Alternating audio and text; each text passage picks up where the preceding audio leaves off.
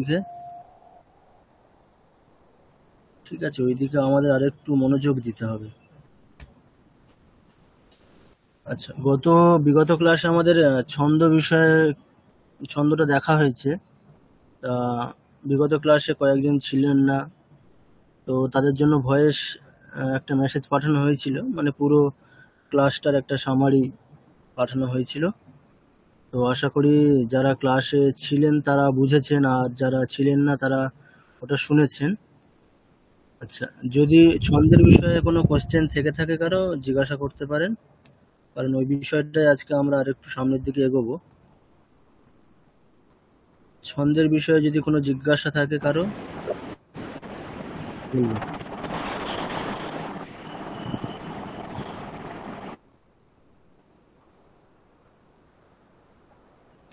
আচ্ছা, ছন্দের বিষয়ে কারো কোনো জিজ্ঞাসা নেই তাহলে?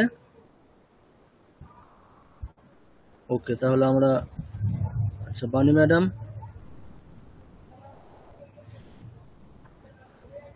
ম্যাডাম কিছু বলবেন?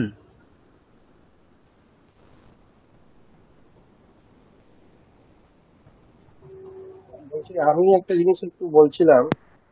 হ্যাঁ, আচ্ছা আচ্ছা, পার্থবাবু আমি একটু, হ্যাঁ ম্যাডাম, আপনার কথাগুলো আটকে আসছে একটু।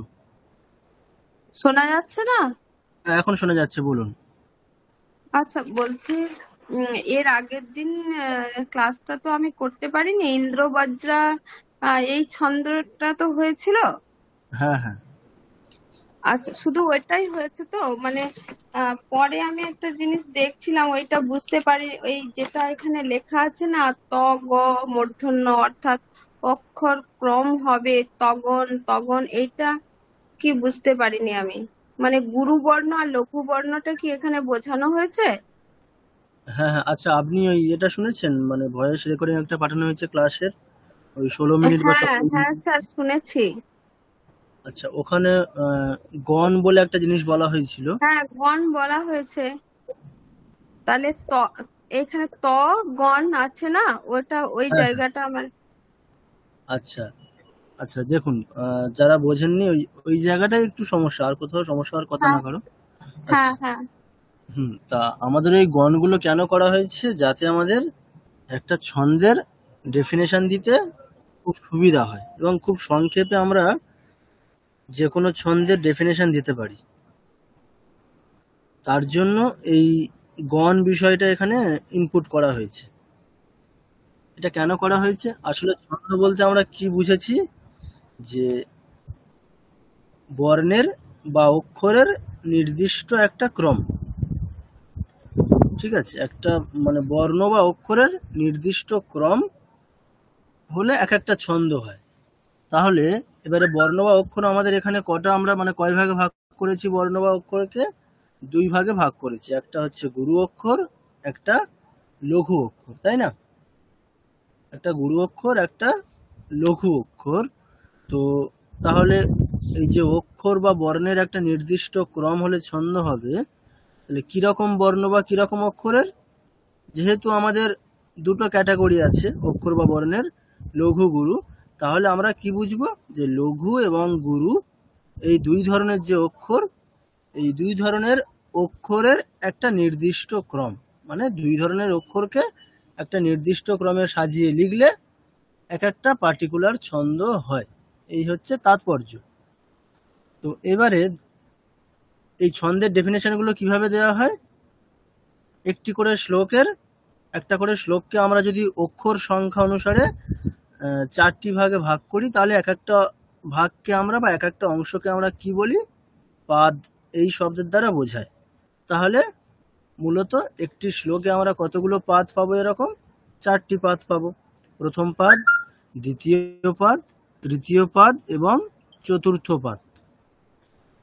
তাহলে ছন্দের ডেফিনেশন আমরা কিভাবে দেব, আমরা বলে দেবো যে যেহেতু মানে প্রত্যেক পাদের যে বৈশিষ্ট্য সেটা সমান, তাহলে আমি একটি পাদের বা একটি অংশের 4 ভাগের একটি ভাগ, অর্থাৎ একটি পাদের বা একটি অংশের ডেফিনেশন দিয়ে দেবো, মানে বর্ণের বা অক্ষরের নির্দিষ্ট ক্রমটা কি পার্টিকুলার সেটা আমি জানিয়ে দেবো। তাহলে সেটা বাদবাকি মানে যে 3টে অংশ সেখানেও সমান হবে। মানে ছন্দের ডেফিনেশন কিভাবে দেওয়া হবে, বলা হবে যে একটি পাদে যদি এই মানে অক্ষরের ক্রম এই হয় তাহলে এই ছন্দ।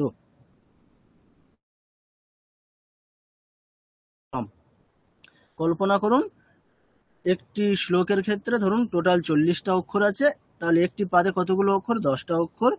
তাহলে আমাকে সেই 10টা অক্ষর বিশিষ্ট একটি পাদে 10টা অক্ষর বিশিষ্ট একটা নির্দিষ্ট ছন্দের যদি লক্ষণ বলতে হয়, তাহলে আমাকে কি বলতে হবে, ওই 10টি অক্ষরের লঘুগুরু ক্রমটা আমাকে বলতে হবে।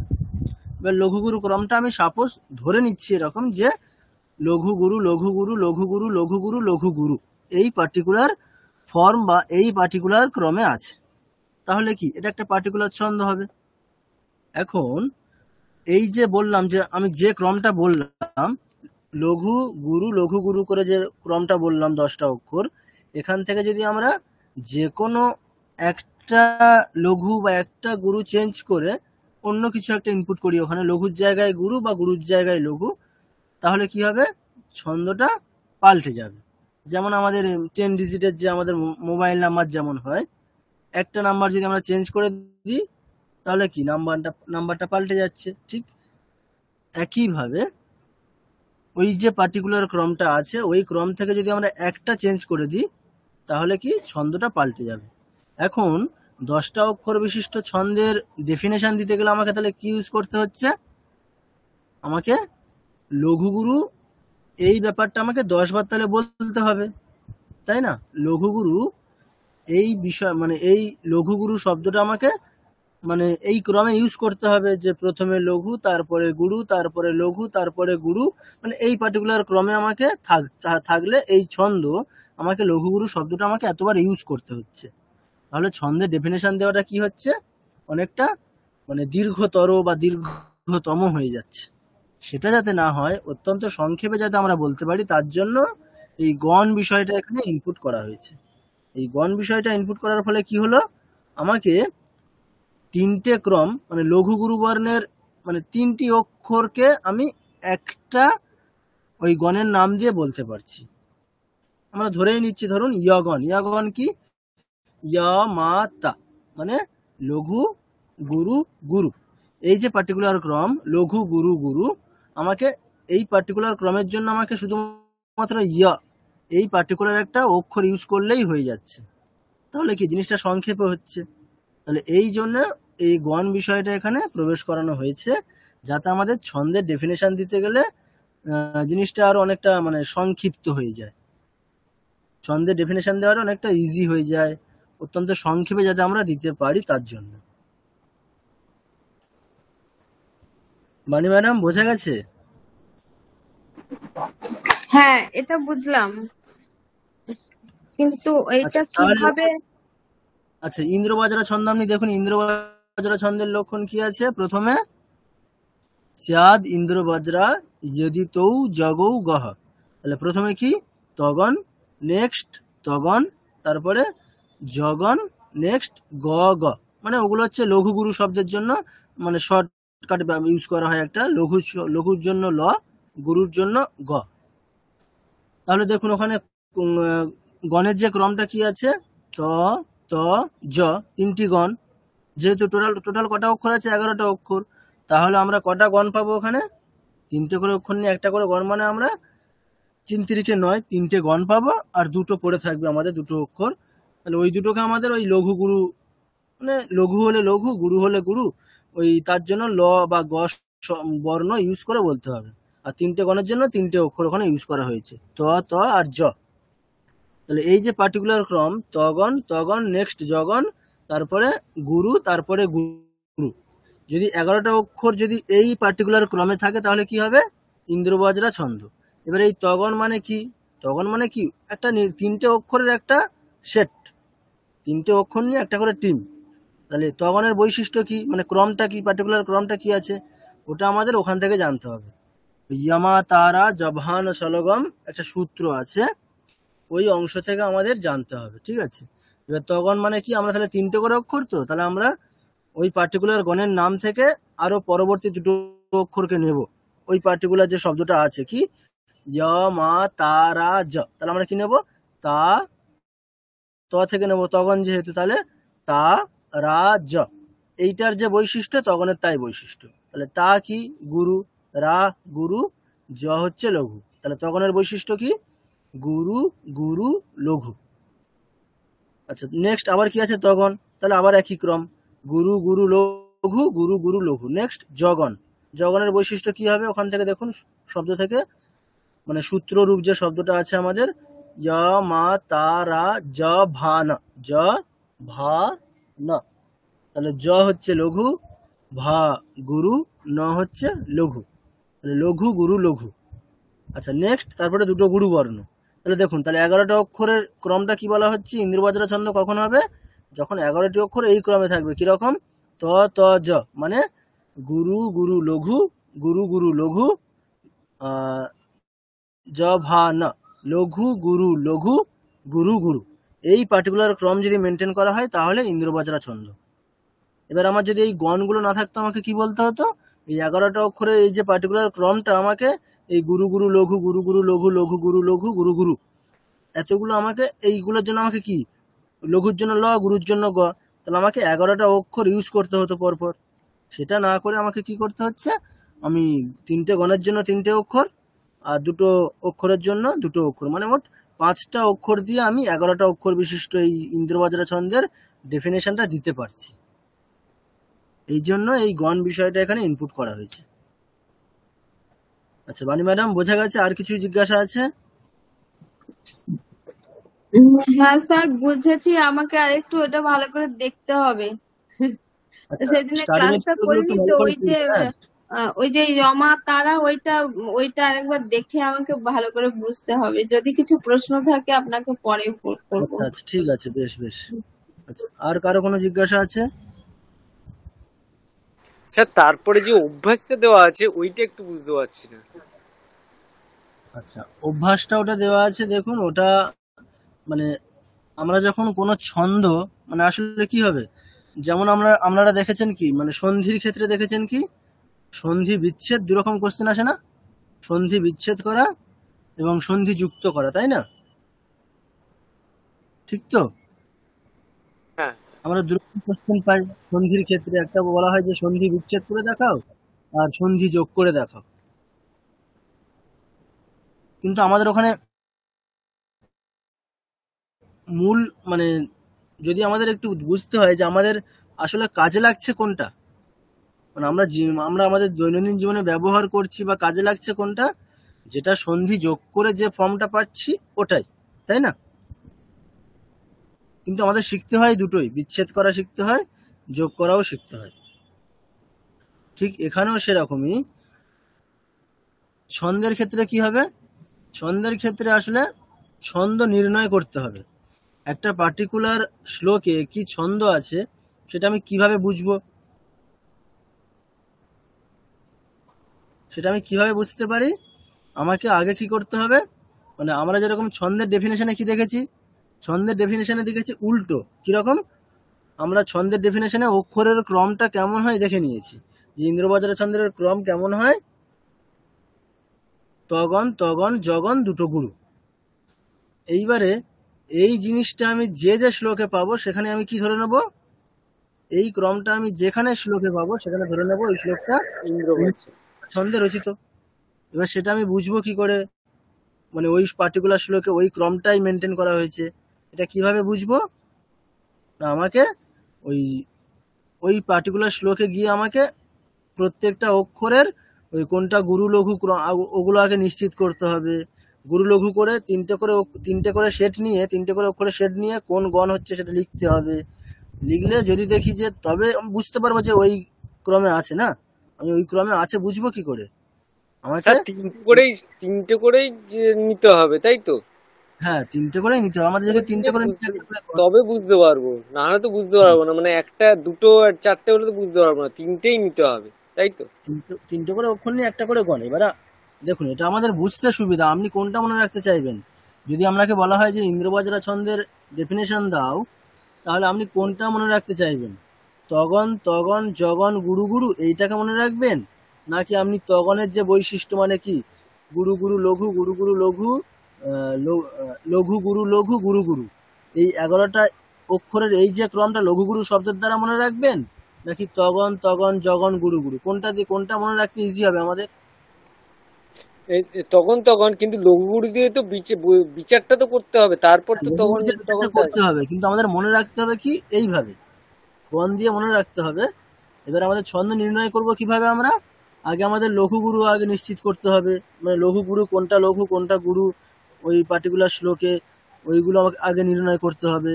নির্ণয় করে প্রথম থেকে তিনটে তিনটে করে নিয়ে কোন গণ হচ্ছে সেটা দেখবো আমরা। তারপরে আমরা গিয়ে দেখবো আমাদের এই যে পড়েছি আমরা ইন্দ্রবজ্রা ছন্দ তগন তগন জগন গুরু গুরু, এই জিনিসটা ওখানে মেনটেন করা হয়েছে কিনা। যদি দেখি এই ক্রমেই ওখানে পাচ্ছি আমরা, তাহলে তখন আমরা গিয়ে সিদ্ধান্ত নেব যে শ্লোকটা ইন্দ্রবজ্রা ছন্দেই লেখা। একটু সময় সাপেক্ষ আছে স্যার, এটা বুঝতে একটু মানে অভ্যাসটা ভালো করে করতে হবে, একটু হাতে কলমের কাজ। আচ্ছা, এটার কি কোনো অনুশীলনী পাওয়া যাবে? মানে আপনি ধরুন আমাদের অনুশীলনী না, আপনাদেরকে আমি আচ্ছা একটা হোম টাস্ক দেবো আপনাদেরকে। আপনারা গীতার শ্লোক থেকে, গীতার প্রথম অধ্যায়ের প্রথম 5টা শ্লোক প্রত্যেকে শুধুমাত্র লঘু গুরু কোনটা এটা নির্ণয় করে করে লিখবেন, ঠিক আছে? ওটা ওখানে দেখবেন এক্সাম্পল ওখানে দেওয়া আছে, যেটা আমাদের ওখানে অভ্যাস বলে আছে ওই ওই অংশে ওখানে মোটামুটি দেওয়া আছে লঘু গুরু ক্রমটা কিভাবে লিখতে হয়। লঘু হলে একটা ইউ চিহ্ন, গুরু হলে একটা ড্যাশ চিহ্ন, বা তার উপরে ক্রমে ক্রমে প্রত্যেকটা অক্ষরের উপরে উপরে সাজিয়ে সাজিয়ে লিখবেন, ঠিক আছে? প্রথম অধ্যায়ের প্রথম 5টা শ্লোক প্রত্যেকে খাতায় লিখে ছবি তুলে পাঠাবেন। স্যার একটা কথা বলি, ইন্দ্রবজ্রার যে প্রথম যে মানে উদাহরণ যে প্রথম লাইনটা দিয়েছিলেন, অর্থ হি কন্যা পরকীয় এব, এর যে তগন তগন জগন লাস্টে যে দুটি গুরুবর্ণ, এ গুরুবর্ণ হলো, বটা কি গুরুবর্ণ কি করে আমরা ভাববো? আচ্ছা, বটা আপনাদের এইবারে ঠিক আছে, আপনারা ওই দেখেছেন যে ব্যতিক্রম নিয়ম আছে না, যে কখনো কখনো হ্রস্ববর্ণ গুরুবর্ণ হতে পারে। আমাদের 3টে নিয়ম বলা হয়েছিল না ব্যতিক্রম, একটা কি ছিল ফার্স্ট, যদি যুক্তাক্ষরের আগে যদি হয় তাহলে হবে তাহলে গুরু হবে। দ্বিতীয় নিয়ম কি ছিল, অনুস্বার বা বিসর্গ যদি যুক্ত থাকে তাহলেও সেটা তাহলে হবে। তৃতীয় নিয়মটা কি ছিল, শেষে থাকা হর্ষবর্ণ, শেষে থাকার হর্ষবর্ণ কি বলা হয়েছে, গুরু অক্ষর বলে বিবেচিত হতে পারে। আমি আপনাদেরকে সেদিন ক্লাসে বারবার বলেছি হতে পারে কখন, যদি ছন্দের ডিমান্ড থাকে। মানে আপনি দেখুন ওটা ইন্দ্রবজ্রা ছন্দ ওই পার্টিকুলার শ্লোকটা কখন হবে, যদি আমরা শেষেরটাকে গুরু বলি তখনই হবে, হ্যাঁ ঠিক ঠিক। হ্যাঁ, এটা কি করে গুরু হয়ে গেল আমি ওইটাই বুঝতে পারছিলাম যে এটাই কারণ, ঠিক আছে? ওটা আর কি ওই তৃতীয় নিয়মটা যেটা হচ্ছে ছন্দের ডিমান্ড অনুসারে। এবার হয়তো এমন একটা ছন্দ দেখছেন যেখানে আমার ইন্দ্রবজ্রা বাদ দিন শেষের অক্ষরটা লঘু হলে ওই ছন্দটা আমি ফুলফিল করতে পারছি, তখন আমাকে ওটা লঘু ধরতে হবে। এখন ইন্দ্রবজ্রা ছন্দ আমার মানে ইন্দ্রবজ্রা ছন্দের জন্য মানে পূর্বের যে 10টা অক্ষর 11টা অক্ষর, তো পূর্বের 10টা অক্ষর ক্রম সেটা মেনটেন করে এসছে, লাস্ট অক্ষরটা যদি আমি গুরু ধরি তবে ইন্দ্রবজ্রা হবে। তাহলে তৃতীয় নিয়মটা হচ্ছে এই ক্ষেত্রে প্রযোজ্য। আচ্ছা ঠিক আছে, ঠিক আছে, বুঝতে পারলাম। আচ্ছা আচ্ছা, আর কারো কিছু জিজ্ঞাসা? জিজ্ঞাসা নেই, এই আপনি বলেছিলেন ওই ছন্দের বই আর সংস্কৃত আর বাংলার নাম। আচ্ছা আচ্ছা আচ্ছা, ওটা আমি আজকে গ্রুপে লিখে দিচ্ছি। ওটা আসলে ছন্দ মঞ্জুরি বলে একটা বই আছে, আর একটা হচ্ছে বৃত্ত রত্নাকর, ঠিক আছে? বৃত্ত রত্নাকর বলে একটা বই আছে, আর ছন্দ মঞ্জুরি। হ্যাঁ, ছন্দ মঞ্জুরিটা বলেছিলেন। আচ্ছা, বৃত্ত রত্নাকর, হ্যাঁ, ধন্যবাদ। আচ্ছা ঠিক আছে, তো আমরা তাহলে এবারে পরবর্তী ছন্দগুলোতে যাই। আচ্ছা, এই যে আমরা ইন্দ্রবজ্রা ছন্দ পড়েছি, এর জন্য দেখবেন আমাদের গীতার যে শ্লোকগুলো আছে, দ্বিতীয় অধ্যায়ের যে বড় বড় শ্লোকগুলো আছে না 4 লাইনের, ওই শ্লোকগুলো পড়া আমাদের কতটা ইজি হয়ে যাবে দেখুন একটু। গীতার ওটা একটু বার করি। আচ্ছা, আমাদের গীতাটা থামলে হবে না, গীতার আমাদের শুরু করতে হবে দ্বিতীয় অধ্যায়, ওটা আমরা কিছুটা করে নিয়ে আমরা যাচ্ছি পরবর্তী ছন্দের এতে।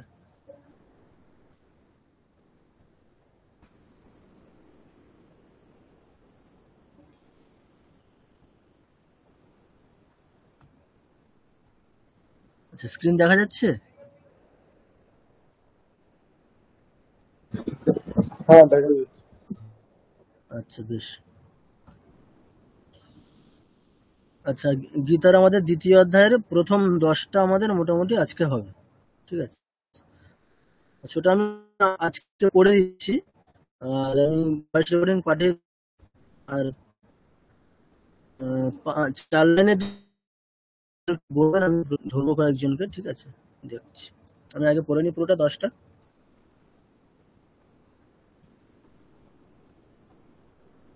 वसुदेवसुतं देवं कंसचाणूरमर्दनं देवकी परमानन्दं कृष्णं वन्दे जगद्गुरुम्।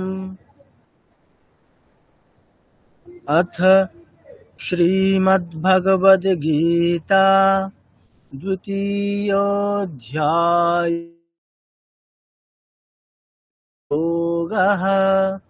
सञ्जय उवाच तन्तथा कृपयाविष्टम् अश्रुपूर्णाकुलेक्षणम् विषेदन्तमिदं वाक्यम् उवाच मधुसूदनः।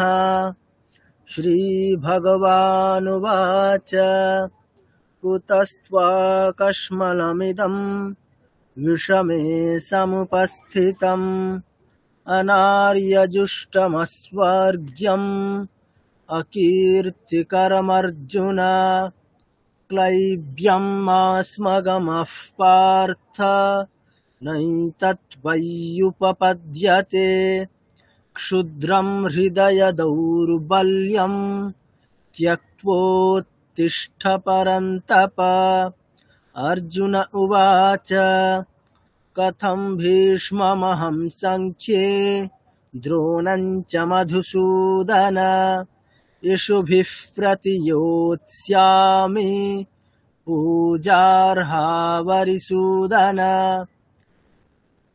আচ্ছা, এরপর থেকে দেখুন, ওই এগুলো যদিও ইন্দ্রবজ্রা ছন্দে না, কিন্তু মূলত মানে আপনাদেরকে বলেছি যে কম অক্ষর বিশিষ্ট যে শ্লোকগুলো, মোটামুটি 10টা 11টা বা 12টা করে অক্ষর আছে একটি করে পাদে, সেইগুলোর ছন্দ চেঞ্জ হলেও পড়ার শৈলী বা সুর তেমন একটা চেঞ্জ হয় না, ওই একই রকমই হবে মোটামুটি।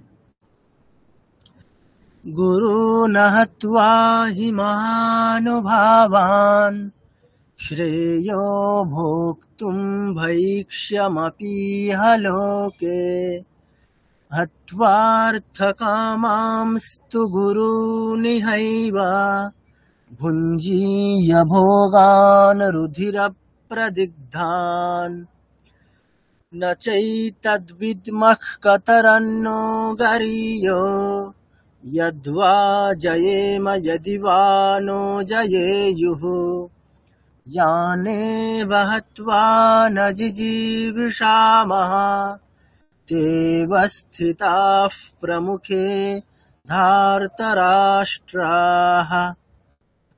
कार्पण्यदोषोपहतः स्वभावः पृच्छामि त्वां धर्मसम्मूढचेताः यच्छ्रेयस्यान्निश्चितं ब्रूहि तन्मे शिष्यस्तेऽहं शाधिमां त्वां प्रपन्नम् न हि प्रपश्यामि ममापनुद्याद् यच्छोकमुच्छोषणमिन्द्रियाणाम् अवाप्य भूमा वसपत्नमृद्धम् राज्यं सुराणामपि चाधिपत्यम्।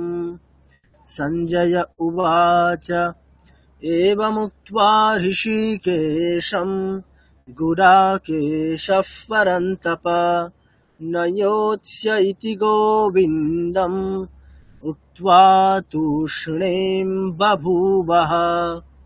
तमुवाच ऋषिकेशः प्रहसन्निव भारत सेनयोरुभयोर्मध्ये विषेदन्तमिदं वचः।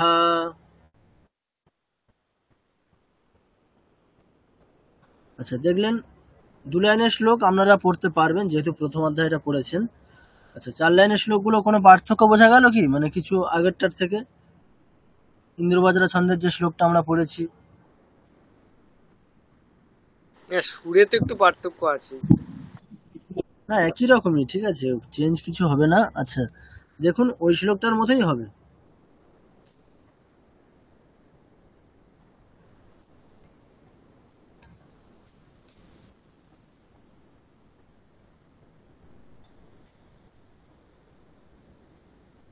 আচ্ছা, ওই শ্লোকটাকে একজন বলুন, অর্থ হি কন্যা পরকীয়া এব।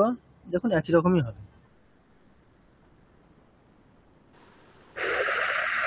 বলবো স্যার? হ্যাঁ বলুন। হ্যালো, হ্যাঁ শোনা যাচ্ছে, বলুন।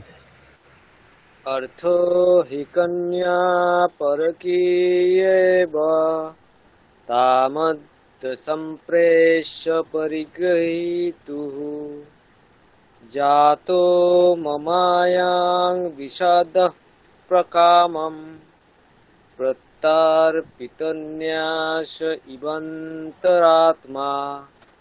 আচ্ছা, এবারে 8 নম্বর শ্লোকটা পড়ুন, দ্বিতীয় অধ্যায়ের, ওটার সাথে সঙ্গেই পড়ুন একসাথে। 8 হ্যাঁ। নাহি প্রপশ্যামি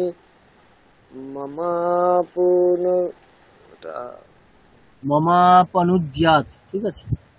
মমাপনুদ্যাৎ কচ্ছোকমুচ্ছ্বসনমিন্দ্রিয়াণাম অবাপ্যভূমা বসপত্নমিদ্ধং রাজ্যং সুরানামপি চাধিপত্যম। আচ্ছা ঠিক আছে, আচ্ছা থেমে যান। আচ্ছা দেখুন, আমি ওই ওই- ওই শ্লোকটার সাথেই এই শ্লোকটা পড়ছি, একসঙ্গেই পড়ছি, দেখুন কোনো রকম চেঞ্জ নেই। দেখুন, অর্থ হি কন্যা পরকীয়া এবা তামদ্য সম্প্রেষ্য পরিগ্রহীতুঃ জাতো মমায়ং বিশদঃ প্রকামম প্রত্যর্পিতন্যাস ইবান্তরাত্মা नहि প্রপশ্যামি মমাপনুদ্যাৎ यच्छोकमुच्छोषणमिन्द्रियाणाम् अवाप्य भूमा वसपत्नमृद्धम् राज्यं सुराणामपि चाधिपत्यम्। দেখুন কোন রকম চেঞ্জ হলো কিছু? ঠিকই আছে, একই রকমই বুঝতে হবে, পারিনি ঠিক আছে? প্রথমে।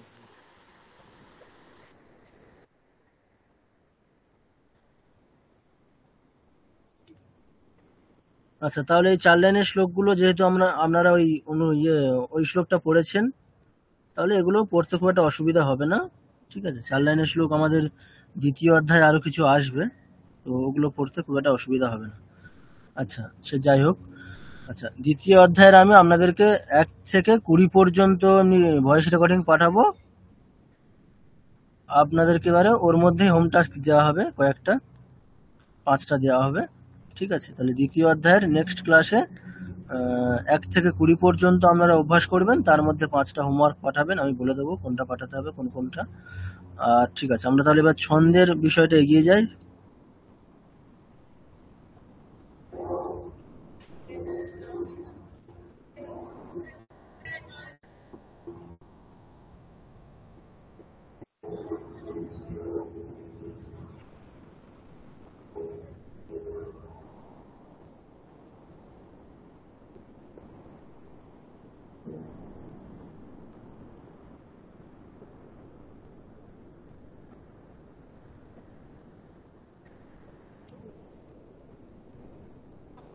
আচ্ছা, দেখা যাচ্ছে, স্ক্রিন দেখা যাচ্ছে?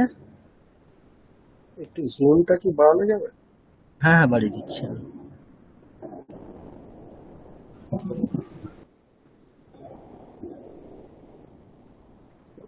হ্যাঁ ধন্যবাদ। ওকে। আচ্ছা, তো দেখুন তাহলে আমরা বিগত ক্লাসে যে ছন্দটা দেখেছি, ইন্দ্রবজ্রা ছন্দ, সেটাতে একটি করে পাদে অক্ষর সংখ্যা কত ছিল? 11টি, তাই তো? 11, হ্যাঁ। আচ্ছা, তাহলে ইন্দ্রবজ্রা ছন্দের মানে একটা শ্লোকে মোট কতগুলো অক্ষর হবে? 44টা।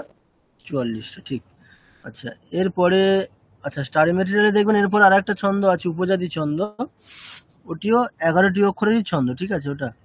এবারে ওর যে এক্সাম্পলটা আছে, আসলে এক্সাম্পলটা আমি গীতা থেকে নিয়েছি, কিন্তু এটা ওর এক্সাম্পল এটা না, ঠিক আছে। এই গীতার যে 4 লাইনের শ্লোকগুলো, এগুলো আসলে উপেন্দ্র বজ্রা না, ওটা হচ্ছে উপজাতি ছন্দের উদাহরণ ওগুলো। আচ্ছা, আপনাদেরকে বিগত ক্লাসে একটা বিষয় বলা হয়েছিল যে সমছন্দ বিষম ছন্দ, আর মনে আছে বিষয়টা? হ্যাঁ, একটু বলুন ওটা, সমছন্দ বিষম ছন্দটা। মানে যেখানে আমাদের এটা পুরোটা মিলে যাবে, ধরুন এখানে অক্ষর সংখ্যা এবং উচ্চারণের যেভাবে আমরা উচ্চারণ করছি সেইটা আমরা মানে আমি খুব মানে হাই একদম খুব উঁচু হাই লেভেলে বলছি, সেটা সমছন্দ, মানে কিছুটা আমাদের বাংলার অমিত্রাক্ষর ছন্দের মতো। আর যেখানে সেটা আলাদা থাকবে সেটা বিষম ছন্দ, মানে যেখানে পুরোপুরি মিলবে না, মানে হয় অক্ষর সংখ্যা নয়তো সূত্র। ঠিক। আচ্ছা, আমাদের মোটামুটি এখানে কিরকম না, একটি করে পাদে আমরা অক্ষর সংখ্যা তো সমানই পাচ্ছি, 11টা এরকম। তাহলে অক্ষর সংখ্যা সমান থাকবে, কিন্তু গণের যে বৈশিষ্ট্য বা অক্ষরের যে নির্দিষ্ট ক্রম, সেটা যখন সমান থাকবে না। যখন দেখবো 4টে পাদেই সমান আছে, তখন সেগুলো সমছন্দ। যেমন আমরা ইন্দ্রবজ্রা ছন্দ দেখেছি, সমছন্দ। 4টে পাদেই দেখবেন, আপনারা যদি ওইগুলো সাজিয়ে দেখেন, অর্থ হি কন্যা পরকীয়, এবার শ্লোকটা পুরোটা দেখেন, মানে সবগুলো পাদে দেখেন মিলিয়ে, দেখবেন ওই যে ক্রমটা আছে সবগুলো পাদেই একই রকমই ক্রম আছে। প্রথমে তগন, তারপরে তগন, নেক্সট জগন, তারপরে দুটো গুরু।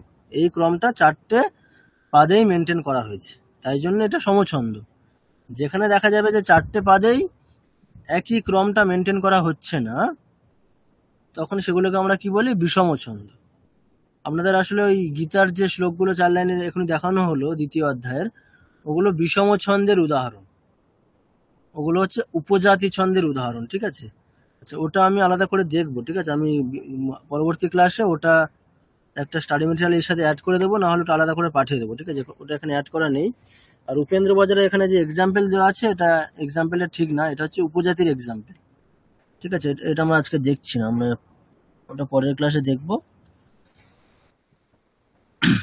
আচ্ছা, আমরা তাহলে তারপরে 11টা অক্ষর দেখলাম। নেক্সট 12টা অক্ষরের একটা ছন্দ, তার নাম কি, বংশস্থ, ঠিক আছে।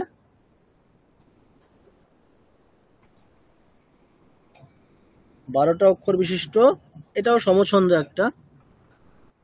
আচ্ছা, এটা কোন জাতি বা কোন টিমের অন্তর্গত? আচ্ছা, বিগত ক্লাসে দেখেছিলাম যে ইন্দ্রবজ্রা ছন্দ, ওটা কোন টিম বা কোন জাতির অন্তর্গত দেখেছিলাম, ত্রিষ্টুপ, তাই তো?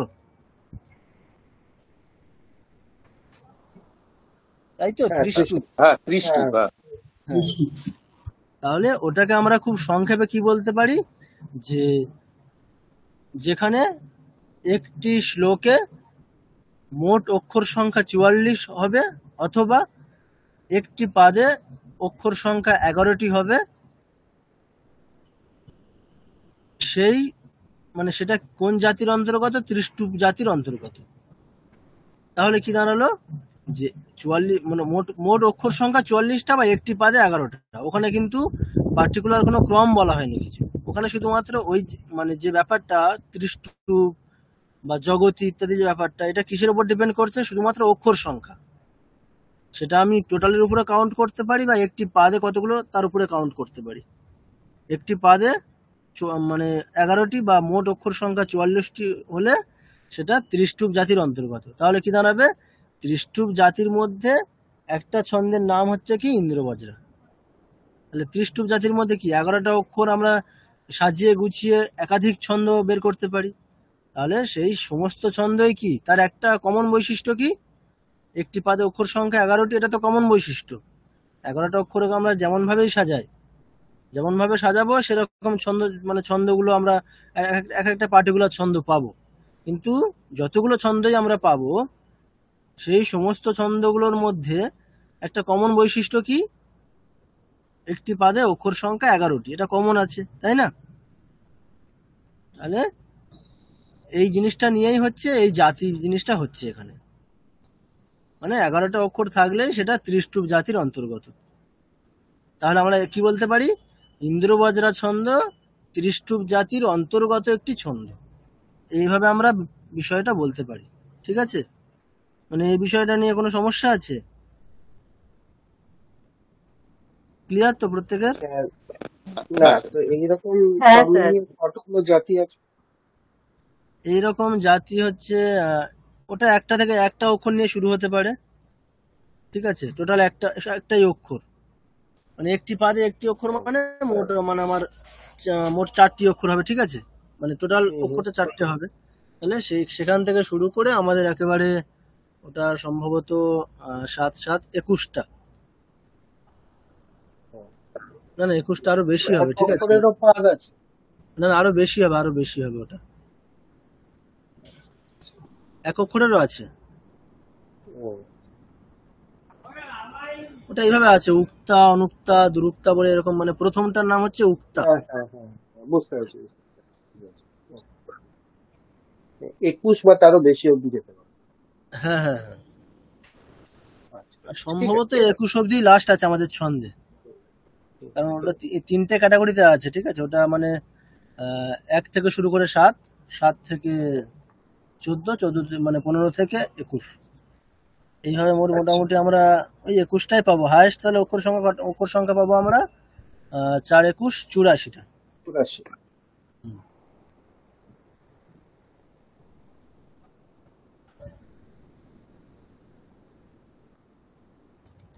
আচ্ছা ঠিক আছে, তাহলে আমরা এবার বংশস্থ ছন্দ দেখি। এটার লক্ষণ বা ডেফিনেশন কি আছে, মানে গণের যে বা মানে অক্ষরের যে বৈশিষ্ট্য বা ক্রমিক যে বৈশিষ্ট্য সেটা কেমন। দেখুন, যতৌ তু বংশস্থা মুদীরিতান জরৌ, তাহলে প্রথম হচ্ছে যতৌ মানে জগন, তারপরে তগন, তারপরে শেষে আছে জরৌ মানে জগন রগন। এখানে একটা সুবিধা কি, এখানে আমাদের এক্সট্রা কোনো অক্ষর পড়ে থাকছে না, যেহেতু 12টা অক্ষর। তাহলে 3 4 12, 3 4 12, তাহলে মোট আমরা কটা অক্ষর পাবো, সরি মোট আমরা কটা গণ পাবো, 4টে গণ পাবো। 3 4 12, 4টে গণ। তাহলে 4টে গণ দিয়েই আমাদের বংশস্থ ছন্দের ডেফিনেশনটা দেওয়া খুব সোজা হয়ে যাচ্ছে। বংটা কি একটাই অক্ষর ধরা হবে তো? হ্যাঁ, গণটা একটা অক্ষর না, গণটা 3টে অক্ষর। একটা গণে কটা অক্ষর আছে? বং না, শ্লোকের মধ্যে বং বং বং।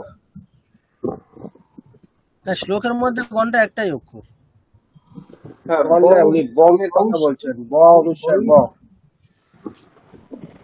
শ্লোকের মধ্যে ছন্দের হ্যাঁ লক্ষণের উদাহরণ। হ্যাঁ হ্যাঁ হ্যাঁ, ঠিক ঠিক ঠিক, ওটা একটাই।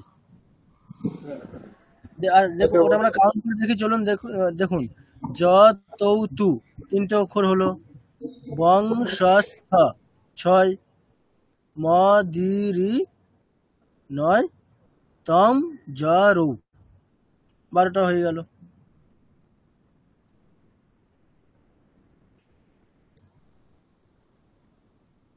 আচ্ছা, এটার মানে পড়ার শৈলী কেমন হবে?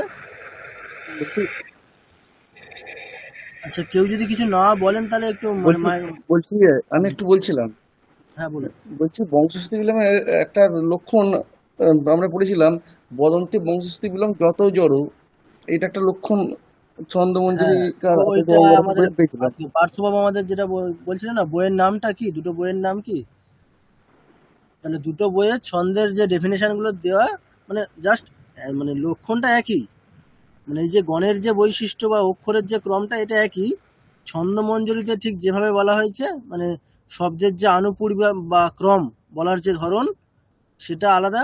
আর এখানে যেগুলো লেখা আছে সেগুলো হচ্ছে বৃত্ত রত্নাকর বলে যে ছন্দের যে বইটা আছে ওখান থেকে, মানে দুটোর কিন্তু মানে তাৎপর্য বা ওই যে গণের যে বৈশিষ্ট্য বা অক্ষরের যে ক্রমিক বৈশিষ্ট্য সেটা সমান। ওখানে দেখবেন যতও জড়ও আছে, মানে জগন তগন জগন রগন, এখানেও তাই জগন তগন জগন রগন, কিন্তু ওখানে যেভাবে যে ক্রমে বলা হয়েছে বা যেরকম ভাবে ওই শব্দের যে আনুপূর্বী যেভাবে ইউজ করা হয়েছে বৃত্ত রত্নাকর বইয়ে, মানে শব্দের আনুপূর্বীটা একটু আলাদা।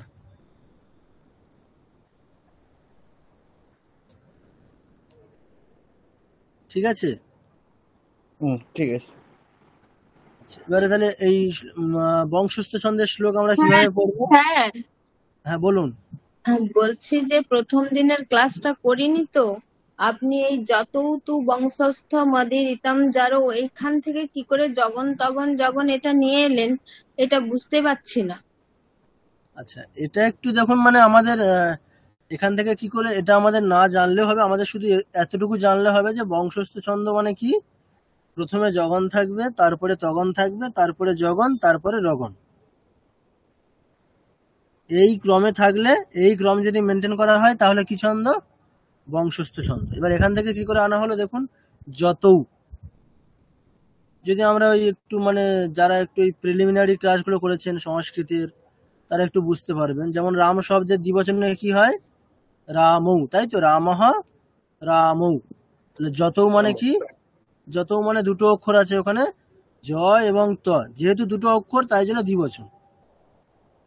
তাহলে জ এবং ত। এবার এই ছন্দের কনটেক্সট অনুসারে জ এবং ত বলতে কি বুঝবো আমরা? যেমন রাম ও কৃষ্ণৌ, দুজন আছে তো, রাম কৃষ্ণ, তাই জন্য দ্বিবচন রাম ও কৃষ্ণৌ। ঠিক এরকম এখানেও তাই, যেহেতু দুটো অক্ষর আছে জ এবং ত, তাই জন্য দ্বিবচন যতৌ। এবারে ওখানে যেমন আমরা রাম কৃষ্ণ আমরা বুঝতে পারি, রাম বলতে দেবতাকে বোঝাচ্ছে, কৃষ্ণ বলতে কৃষ্ণ দেবতাকে বোঝাচ্ছে, এগুলো আমরা জানি। এবার এখানে জ এবং ত বলতে কি? ছন্দের কনটেক্সট অনুসারে জ ত বলতে কি? স্বাভাবিকভাবে ছন্দের কনটেক্সট অনুসারে জ এবং ত বলতে গণের নামকেই বোঝাচ্ছে, তাই না? যেহেতু 8টা গণ আমরা জানি, 8টা গণের মধ্যে একটা জগন আর একটা তগন, তাহলে যেখানে জ বা ত বলতে এখানে কি বোঝাবে? ছন্দের কনটেক্সটে গণের নামকেই বোঝাচ্ছে। বুঝে যাচ্ছে বাণী ম্যাডাম? হ্যাঁ আচ্ছা, ঠিক একই রকম ভাবে দেখুন লাস্ট যেটা আছে জরৌ, ওখানেও তাই দ্বিবচন আছে জ এবং র। ছন্দের কনটেক্সটে কি? জ র বলতে গণের নাম। তাহলে এই ক্রমে যদি থাকে, প্রথম মানে ঠিক শ্লোকে যে ক্রমে লেখা আছে ওই ক্রমে যদি থাকে তাহলে সেটা বংশস্থ ছন্দ। প্রথমে জগন, তারপরে তগন। শ্লোকে ওইভাবেই আছে, প্রথমে জগন আছে, তারপরে তগন আছে, তারপরে জগন আছে, তারপরে রগন আছে। এবারে মধ্যের যে অংশটা সেটা আসলে যতৌ তু। তু মানে সংস্কৃতে কি বোঝায়? কিন্তু। ওটা জাস্ট মানে আমাদের যেহেতু ওই শ্লোকটা তো পূরণ করতে হবে, তার জন্য মানে একটা শ্লোক লেখার জন্য তো আমাদের শব্দ লিখতে হবে, মানে শুধু যতৌ জড়ৌ দিলে তো শ্লোক হবে না, তার জন্য ওগুলো দেওয়া হয়েছে। যেমন বংশস্থম ছন্দের নাম দেওয়া হয়েছে, আর উদীরিতম মানে বলা হয় আর কি, বলা হয়েছে। তাহলে এইভাবে হচ্ছে আমাদের যদি ক্রম মেনটেন করা হয় তাহলে সেটা বংশস্থ ছন্দ। আচ্ছা, এবার এই শ্লোকটা আমরা কিভাবে পড়বো? বংশস্থ ছন্দের শ্লোক যেমন আমরা পড়ে এসেছি ওখানে ঠিক একই রকমই হবে, খুব একটা চেঞ্জ হবে না। দেখুন আমি ওই শ্লোকটার সাথে সাথেই পড়ছি, ইন্দ্রবজ্রা ছন্দের যে শ্লোক ওটার সাথে সাথেই পড়ছি, তাহলে বুঝতে পারবেন যে কোনো পার্থক্য তেমন একটা নেই।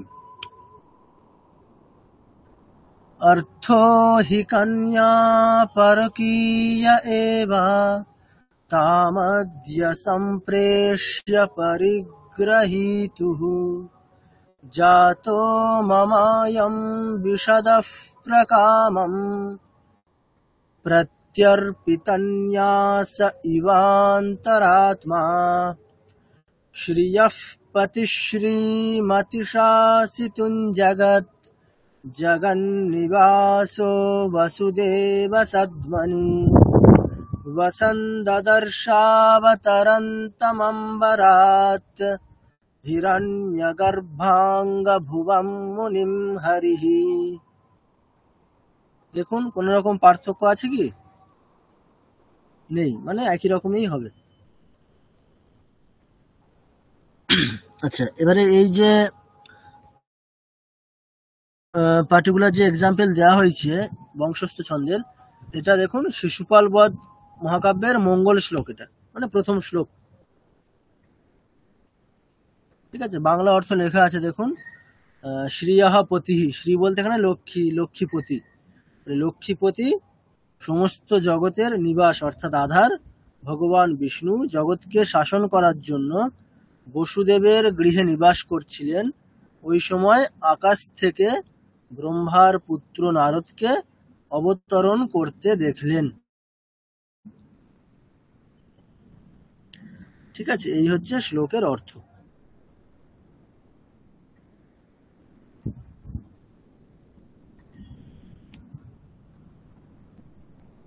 আচ্ছা, নেক্সট মালিনী ছন্দ। আচ্ছা, আমরা কিন্তু একেবারে জাম্প করে গেছি। ঠিক আছে, আপনাদেরকে প্রথম ক্লাসেই বলা হয়েছে ছন্দের যে আমরা প্রসিদ্ধ ছন্দগুলোই দেখব। ঠিক আছে, আপনারা প্রশ্ন করতে পারেন যে আমরা বিগত ছন্দটা দেখলাম কত অক্ষরের, 12টা অক্ষর, একটি করে পাদে 12টা অক্ষর আছে। তারপরে 13টা অক্ষর, 14টা অক্ষর কোথায় গেল? আমরা জাম্প করে কোথায় চলে গেছি? 15টা অক্ষরে চলে গেছি একেবারে। তো 13টা 14টা অক্ষরে প্রসিদ্ধ নেই খুব একটা, তার জন্য আমরা জাম্প করে প্রসিদ্ধ ছন্দ কি আছে? মালিনী। 15টা অক্ষর বিশিষ্ট একটা প্রসিদ্ধ ছন্দের উদাহরণ কি? মালিনী ছন্দ। আচ্ছা, এটা কোন জাতির অন্তর্গত? অতিশকপরি। এগুলো আপনাদেরকে মনে না রাখলেও হবে, কিন্তু জেনে রাখুন। আচ্ছা, তাহলে মালিনী ছন্দে কটা অক্ষর আছে মোট? একটি পাদে 15টি অক্ষর। তাহলে আমার মালিনী ছন্দের ডেফিনেশন দিতে গেলে কতগুলো গণ লাগবে? 5টা গণ লাগবে। দেখুন এখানে 5টা গণ একেবারে প্রথমেই বলে দেওয়া আছে, কি? ন ন ম য় য়, ন ন ম য় য় ইউতেয়ম মালিনী ভোগিলোকৈহি। আচ্ছা, এইবারে দেখুন আপনাদেরকে ছন্দের প্রথম ক্লাসে বলা হয়েছিল একটা পার্টিকুলার একটা পারিভাষিক শব্দ এসেছিল কি? জ্যোতি। জ্যোতি মানে কি? ছেদ, তাই তো? ছেদ বা বিরাম। ছেদ বা বিরাম মানে আমরা কোথায় থামবো, ছেদ বা বিরাম আমরা কোথায় নেব, কোথায় আমরা স্টপ হব, কোথায় আমরা থামবো। তাহলে মালিনী ছন্দে যেহেতু কতগুলো অক্ষর আছে, অক্ষর সংখ্যা একটু বেড়ে গেছে, একটি পাদে 15টা অক্ষর হয়ে গেছে। বিগত ছন্দগুলো দেখছিলাম কি 11টা বা 12টা করে অক্ষর। ওখানে আমরা স্বাভাবিক নিয়ম অনুসারে কোথায় থামছিলাম? একেবারে পাদের শেষে। পাদের মধ্যে কোথাও থামার কোনো অবসর ছিল না। কিন্তু মালিনী ছন্দে যেহেতু 15টা অক্ষর, অক্ষর সংখ্যা বাড়তে থাকলে কি হবে? তাহলে পাদের শেষে তো বিরাম হবেই, পাদের মধ্যেও কি হবে? বিরাম হতে পারে। তো এখানে পাদের মধ্যে এক জায়গায় বিরাম হবে, কোথায়? প্রথম হচ্ছে অষ্টম অক্ষরে, তারপরে সপ্তম অক্ষরে। ঠিক আছে, টোটাল কতগুলো অক্ষর? 15টা। তাহলে প্রথম বিরাম কোথায় হবে? অষ্টম অক্ষরে, মানে 8 নম্বর অক্ষরে প্রথম বিরাম। তারপরের বিরাম কোথায়? সপ্তম অক্ষরে, মানে 8-এর সাথে 7 যোগ করে কোথায় গিয়ে দাঁড়াচ্ছে? নাম্বার 15, তাই তো? মানে সোজা কথায় 8 নম্বর অক্ষরে বিরাম, তারপরে পাদের শেষে বিরাম। ঠিক আছে, একটি পাদে দুবার এখানে বিরাম বা জ্যোতি হবে। এর ক্রমটা কি আছে? ন ন ম য় য়, এই হচ্ছে ক্রম।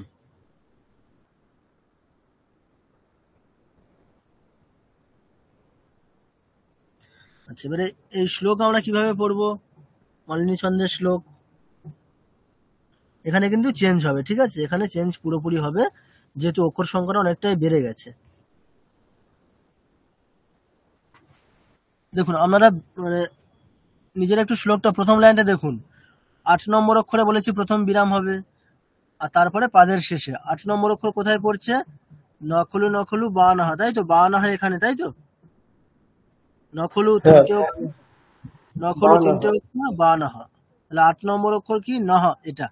তাহলে প্রথম বিরাম হচ্ছে এখানে, তারপরের বিরাম শেষে, মানে সন্নিপাত্যম অস্মিন, একেবারে শেষে। দেখুন, নখলু নখলু বানাহ সন্নিপাত্যম অস্মিন মৃদুনি মৃগ শরীরে তুলরাশা বিবাগ্নিঃ वबत हरिणकानां जीवितं चातिलोलम् वचनिशित निपाता বজ্রসারাশরাস্তে। আচ্ছা, এটা দেখলেন পুরোপুরি চেঞ্জ, তাই তো? আর একবার পড়ছি এবং এটা কয়েকজনকে ধরা হবে, প্রত্যেকে মন দিয়ে শুনুন একটু।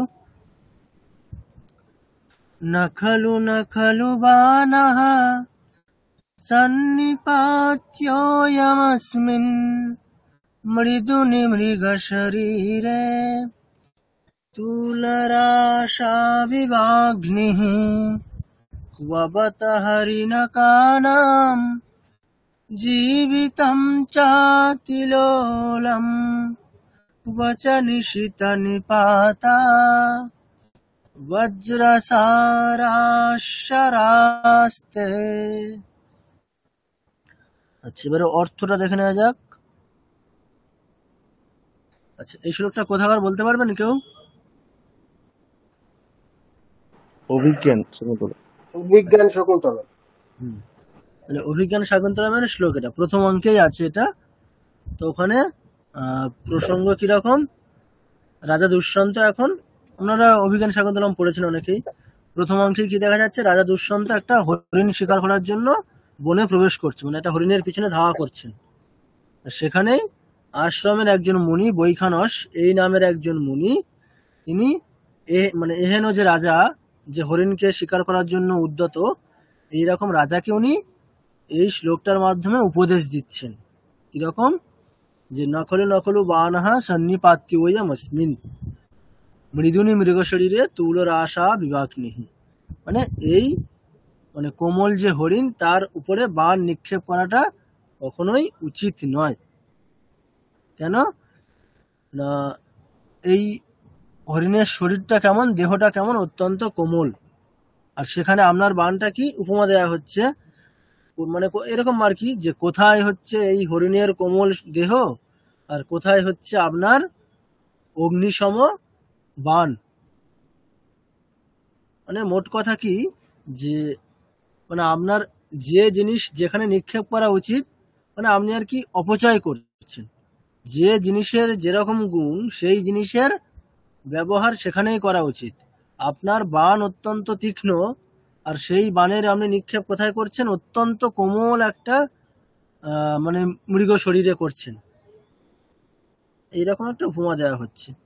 কুবত হরিণ কানাম জীবিতাম চাতিলোলম, মানে ওই আর কি, কোথায় হচ্ছে এই হরিণের অত্যন্ত কোমল শরীর, আর কোথায় হচ্ছে আপনার মানে বজ্রের মতো কঠিন এই বাণ। এইভাবে আর কি বৈখানস মুনি রাজা যাতে হরিণকে মানে হত্যা না করে, তার জন্য উপদেশ দিচ্ছেন। আচ্ছা, এই শ্লোকটা এবারে আপনাদেরকে পড়তে হবে, যেহেতু একটু চেঞ্জ হয়ে গেছে। আগেরগুলো সমান ছিল, ওই জন্য আগেরগুলো কাউকে ধরা হচ্ছিল না। আচ্ছা, কে বলবেন প্রথমে? আচ্ছা, প্রথমে ঐশী বলো। হ্যাঁ স্যার।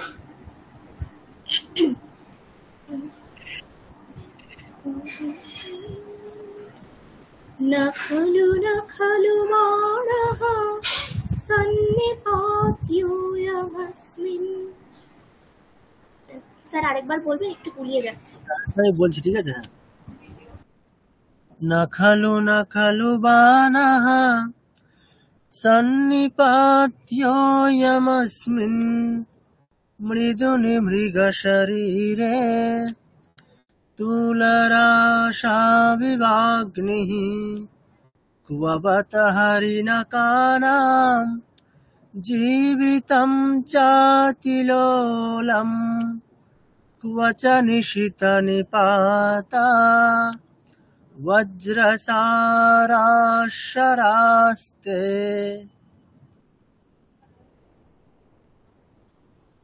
আচ্ছা, বলো। নখলু নখলু বাণাহ সন্নিপাত্যোয়মস্মিন মৃদুনি মৃগ শরীরে তুলরাশা বিবাগ্নিঃ ক্ববত হরিণকানাম জীবিতম চাতিলোলম निशितनिपाता वज्रसाराश्वरास्ते। আচ্ছা, বাহ, ঠিক আছে। আচ্ছা, নেক্সট অরুণাভ বাবু বলুন।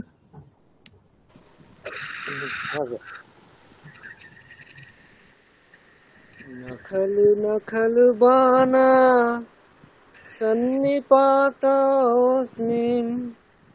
মিদুনে মৃগ শরীরে তুলরাশা বিবাগ্নিঃ কবত হরিণ কানা জীবিতং চাতিলোলং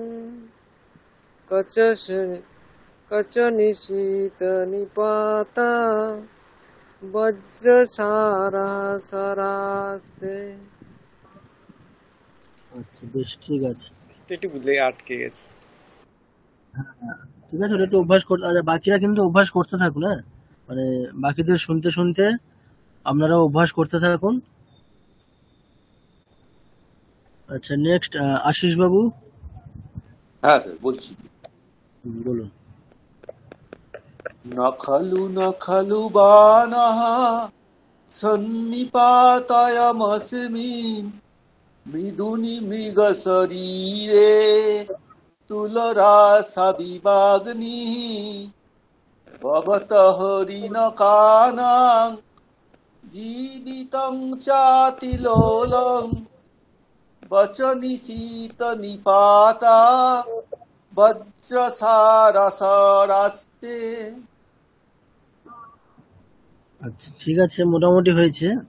এবারে শুনে শুনে অভ্যাস করবে, না ভয়েস রেকর্ডিং যখন পাঠানো হবে শুনে অভ্যাস করবে আরো। আচ্ছা, নেক্সট বাণী ম্যাডাম। হ্যাঁ স্যার, চেষ্টা করছি। হ্যাঁ, নখলু নখলু বাণঃ সন্নিপাত্যয়মস্মিन् মৃদুনি মৃগ শরীরে তুলরাশা বিবাগ্নিঃ ক্ববত হরিণ কাণাম জীবিতং চাতিলোলং ক্বচ নিশিত নিপাতা বজ্রসারাস্তে। জানি না হলো কি। হ্যাঁ, ভালোই হয়েছে, খারাপ হয়নি ম্যাডাম, ভালোই হয়েছে। আচ্ছা, ঠিক আছে, তাহলে এরপর থেকে আমরা পরের ছন্দে যাচ্ছি। বাকিরা একটু শুনে শুনে অভ্যাস করেছেন আশা করছি। এবার এরপর থেকে আমি পরের ছন্দটা প্রত্যেকে ধরবো, ঠিক আছে? আচ্ছা, নেক্সট আমাদের কি আছে? আচ্ছা, নেক্সট মন্দাক্রান্তা। সেটা তো প্রত্যেকে জানেন, খুবই প্রসিদ্ধ, তাই তো? মন্দাক্রান্তা ছন্দে কোন কাব্য রচিত হয়েছে?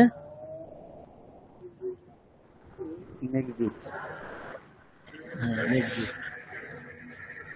আচ্ছা, মোট অক্ষর সংখ্যা কত? মন্দাক্রান্ত ছন্দে অক্ষর সংখ্যা মোট 17টি, ঠিক আছে? আর কোন জাতির মধ্যে পড়ছে এটা? অত্যেষ্টি জাতি, মানে 17টা অক্ষর বিশিষ্ট যে কোনো ছন্দই অত্যেষ্টি জাতির অন্তর্গত। আচ্ছা, তাদের মধ্যে একটি ছন্দ হচ্ছে প্রসিদ্ধ ছন্দ মন্দাক্রান্তা। ছন্দের লক্ষণ কিভাবে বলা হচ্ছে দেখুন, মানে আমরা যেভাবে শ্লোক পড়বো সেভাবে ছন্দের এই যে ডেফিনেশন দেওয়া হচ্ছে যে শ্লোকের দ্বারা বা যে লাইনটার দ্বারা, সেটাও আমরা সেই একইভাবেই পড়তে পারি। যেহেতু এটাই হচ্ছে ছন্দের লক্ষণ বলার যে লাইনটা, এটাই হচ্ছে ছন্দের লক্ষণ, এটাই আবার ছন্দের উদাহরণ। দেখুন, মন্দাক্রান্তা জলধিষডগৈর ভৌনতৌতাদ্গুরুচেত। ঠিক আছে। আচ্ছা, কি আছে, অক্ষর ক্রমটা কেমন আছে? প্রথম হচ্ছে মগন, তারপরে ভগন, তারপরে নগন। তাহলে 17টা অক্ষর মানে কটা গণ হবে? 5টা গণ, আর 2টো অক্ষর পড়ে থাকবে। তাহলে ম, ভ, ন, ত, ত, এই হচ্ছে গণের ক্রম। তারপরে নেক্সট 2টো বর্ণ গুরু বর্ণ। আর বিরাম কোথায় কোথায় হবে? প্রথম বিরাম হচ্ছে চতুর্থ বর্ণে, তার পরের বিরাম হচ্ছে ষষ্ঠ। ষষ্ঠ মানে আপনাকে কাউন্ট করতে হবে 4-এর পর থেকে 6 পর্যন্ত কাউন্ট করতে হবে। তাহলে যদি আমরা মানে পুরোপুরি একটা ওই 17টা অক্ষর নিয়ে ভাবি, তাহলে কি দাঁড়াবে? প্রথম বিরাম হচ্ছে 4 নম্বর অক্ষরে, দ্বিতীয় বিরাম 4 + 6 মানে 10 নম্বর অক্ষরে, তারপরের বিরাম সপ্তম বর্ণ মানে ওই 10 + 7 মানে 17 নম্বর অক্ষরে, মানে পাদের শেষে। মানে 3টি বিরাম কোথায় কোথায়? চতুর্থ, দশম আর সপ্তদশ মানে পাদের শেষে। আচ্ছা, এখানে ঠিক আছে? একটা ডাউট আছে আমার। আচ্ছা, বলুন বলুন। হ্যাঁ, বলছি এখানে লেখা আছে যে 3টে বিরাম, চতুর্থ, ষষ্ঠ, সপ্তম, মানে প্রথম চতুর্থ, তারপরে ওখান থেকে আবার ষষ্ঠ, তাহলে মানে 10th যেটা আপনি হ্যাঁ, বলছেন, 10th, হ্যাঁ, প্রথম yes। থেকে প্রথম থেকে ষষ্ঠ নয়। প্রথম থেকে ষষ্ঠ হবেই না, কারণ আমি একটা বিরাম 4 নম্বরে নিচ্ছি, তারপরে ষষ্ঠে মানে পরের দুটো অক্ষর বলে বিরাম, এটা তো হয় না, আচ্ছা, না না, ইম্পসিবল। এই কারণে আমি ছন্দ তো আমাদের হিন্দিতে ছন্দ অন্যরকম ছিল, এই জন্য আমার বেসিক কোনো আইডিয়াই নেই, তাই জন্যই জিজ্ঞেস করলাম। আচ্ছা আচ্ছা, তাহলে হ্যাঁ, হ্যাঁ, কারণ ঠিক আছে, হিন্দি তাহলে ছন্দ পুরো টোটাল এখানে আলাদা। যেগুলো বলা আছে এই হ্যাঁ, বিরামগুলো এইভাবে বলা। আমি আপনাকে আলাদা করে একদিন কালকে কল করব, ওই আগের ছন্দগুলো একটুখানি আমি আচ্ছা রেকর্ডিংটা আচ্ছা, শুনে, আর কোনো ডাউট থাকলে আমি কল করবো, কারণ আমাদের ছন্দ পুরো আলাদা ছিল তো, ঠিক এই আছে, জন্য একটু কনফিউশনের সৃষ্টি হচ্ছে। ওকে। তাহলে চতুর্থ, ষষ্ঠ, সপ্তম, তার মানে 4th, হ্যাঁ, 10th আর 17th। ইয়েস, এখানে বিরামের ওই যে ব্যাপারগুলো এইভাবেই বলা আছে, মানে কত নম্বর অক্ষরে বিরাম ওইভাবে বলা নেই, মানে ওই আপনাকে তার সাথে প্লাস কাউন্ট করে যেতে হবে। আচ্ছা, ফার্স্টেরটাকে ধরে পরেরটা কাউন্ট হ্যাঁ, করতে হবে, তাহলে মানে ঠিক ঠিক, যদি বলা হতো যে প্রথম, ষষ্ঠ আর সপ্তম, তার মানে যেটা 13টা ছিল, 6 আর 13তে হতো, এরকম হতো, তাই আর কি। ইয়েস ইয়েস আচ্ছা ইয়েস, আচ্ছা, ঠিক ঠিক আছে, ঠিক আছে, বুঝে ঠিক আছে। গেছি। এবার তাহলে আমাদের এখানে দেখুন, হুম, আচ্ছা প্রথম যে লাইনটা আছে দেখুন, তাহলে বিরাম কোথায় কোথায় হবে? প্রথমে 4 নম্বর অক্ষর মানে কশ্চিৎ কান্তা, কান্তা ওখানে থামবো আমরা। আচ্ছা, তারপরে 4 + 6 মানে 10 নম্বর মানে বিরহ গুরুনা, বিরহ 3, গুরুনা 3, 3 3 6, তাহলে গুরুনা এখানে থামবো, না এখানে থামবো। তারপরে একেবারে শেষে স্বাধিকারাৎ প্রমত্তঃ, শেষে একেবারে কোনোটা দেখুন। যদি হলন্ত থাকে তাহলে সেটাকে আমরা কাউন্ট করব না, সেটা হ্যাঁ, সেটা হচ্ছে আগের অক্ষরের সাথেই কাউন্ট হবে, কাউন্ট হবে। ঠিক আছে, ঠিক আছে, ঠিক আছে। কারণ আমাদের অক্ষর হওয়ার প্রাথমিক কন্ডিশন কি আছে? উচ্চারণের যোগ্য ক্ষুদ্রতম অংশ। হ্যাঁ, উচ্চারণের যোগ্য ক্ষুদ্রতম অংশ। হ্যাঁ, হসন্ত তো ক্ষুদ্রতম অংশ নয়, ওটা তো আগের ওটা অক্ষর ক্ষুদ্রতম থেকে অংশ হতে পারে, কিন্তু আরেকটা কন্ডিশন কি আছে? উচ্চারণের যোগ্য, ওটা উচ্চারণের যোগ্য। উচ্চারণ যোগ্য নয়। হ্যাঁ হ্যাঁ হ্যাঁ, ঠিক আছে, ওটা আগের সাথে ডিপেন্ডেন্ট। ইয়েস। ঠিক আছে। আচ্ছা আচ্ছা, শ্লোকটা তাহলে পড়া যাক, আর বাকিটা তাহলে এরপর থেকে আমাদের বুদ্ধদেব বাবু ওখান থেকে বলা শুরু হবে।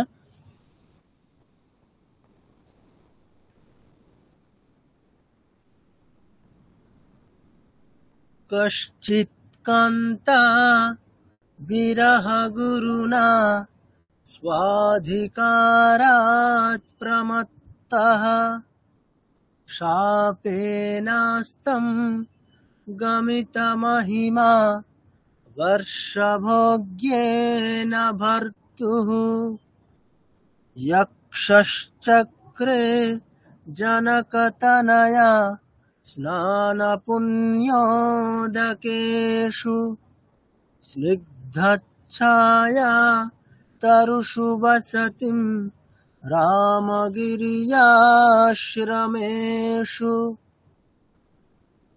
আচ্ছা, আরেকবার পড়ছি, তারপরে বলবেন।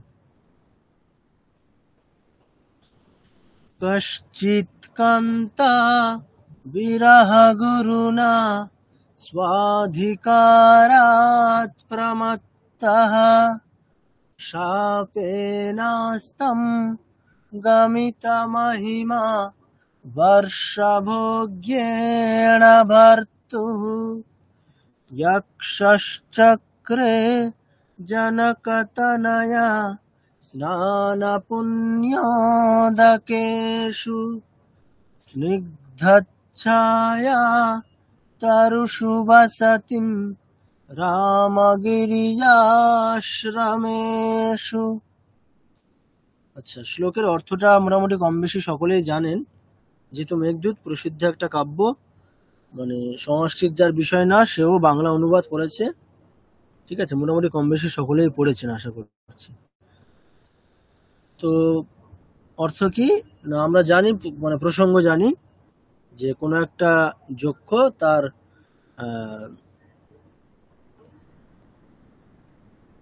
মানে কান্তার প্রতি অত্যন্ত প্রেমের কারণে আর কি সে নিজের কার্যে মনোযোগ দিতে পারেনি, তার জন্য তার যে প্রভু কুবের তাকে শাপ দিচ্ছেন, যক্ষ কুবেরকে শাপ দিচ্ছেন, ঠিক আছে তাহলে যক্ষ কুবেরকে শাপ দিচ্ছেন যেহেতু সে নিজের কাজ ঠিকঠাক করতে পারেনি, তাই জন্য তাকে শাপ দেওয়া হচ্ছে। কুবের শাপ দিচ্ছে যক্ষকে, যক্ষ কুবেরের শাপে, যক্ষকে শাপ দেওয়া হয়েছে। হ্যাঁ যক্ষকে শাপ দেওয়া হচ্ছে, ঠিক, ঠিক, যক্ষ এখানে কুবেরের উল্টো আছে। শাপ। হ্যাঁ হ্যাঁ হ্যাঁ, দেখুন এটা একটু ছোট্ট ভুল হয়ে গেছে। হ্যাঁ না, লেখা সেটাই আছে। হ্যাঁ লেখা আছে দেখুন, যক্ষ কুবেরের শাপে ক্ষতিগ্রস্ত, তার মানে কুবের শাপটা দিচ্ছে। হ্যাঁ ঠিক। হ্যাঁ আচ্ছা, তো তাহলে দেখুন অর্থ লেখা আছে কান্তা বিরহে দুঃসহ 1 বৎসর ভোগ্য। আসলে এইগুলোর বাংলা একেবারে অনুবাদ খুব কঠিন, মানে যদি পাই টু পাই যেমন আছে সেই রকম যদি বাংলা অনুবাদ করা হয় মানে বোঝাও যাবে না, আর ভেঙে ভেঙে ঠিক। হ্যাঁ, কান্তা বিরহে দুঃসহ 1 বৎসর ভোগ্য, ওই সাপের মহিমা ক্ষুণ্ণ হয়ে সে মানে পুরোপুরি আসলে কি শ্লোকটা আসলে কি একটা বাক্যটাই পদ্যের আকারে লেখা আছে, তাহলে আমাকে অনুবাদ করতে গেলে কি করতে হবে, অনুবাদটাও আমাকে একটা বাক্যের অনুবাদ একটা বাক্যেই করতে হবে।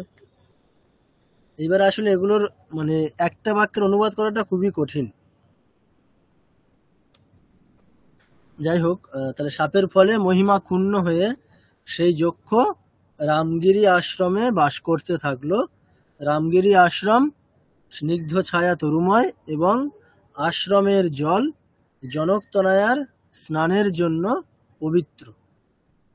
ঠিক আছে, মোটামুটি একটা অর্থ বোঝা গেছে, সে যাই হোক। আচ্ছা, আমি শ্লোকটা আরেকবার পড়ছি, তারপরে বুদ্ধদেব বাবু থেকে বলা শুরু হবে।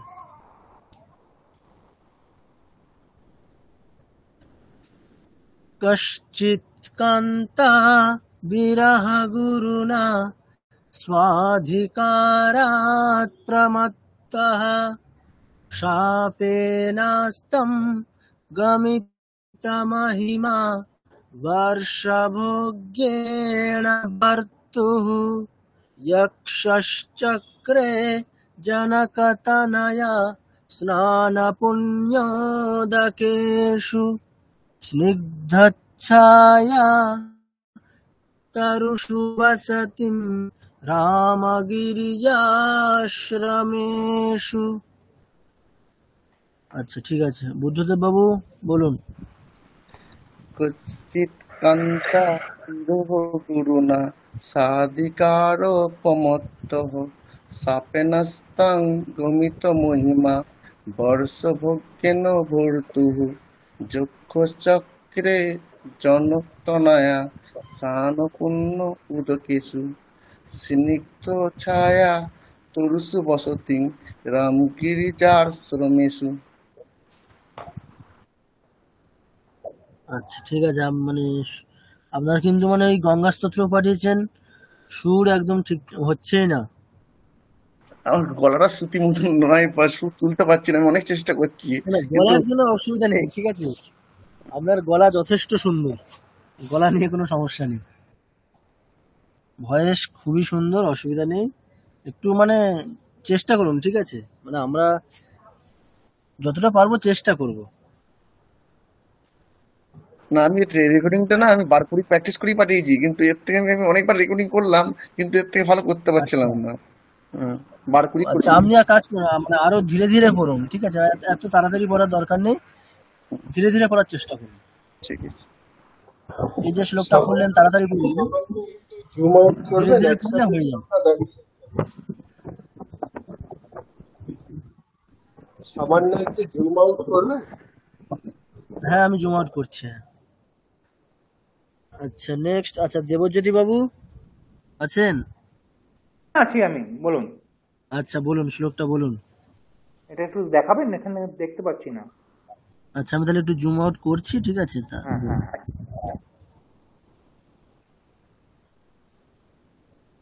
বলুন।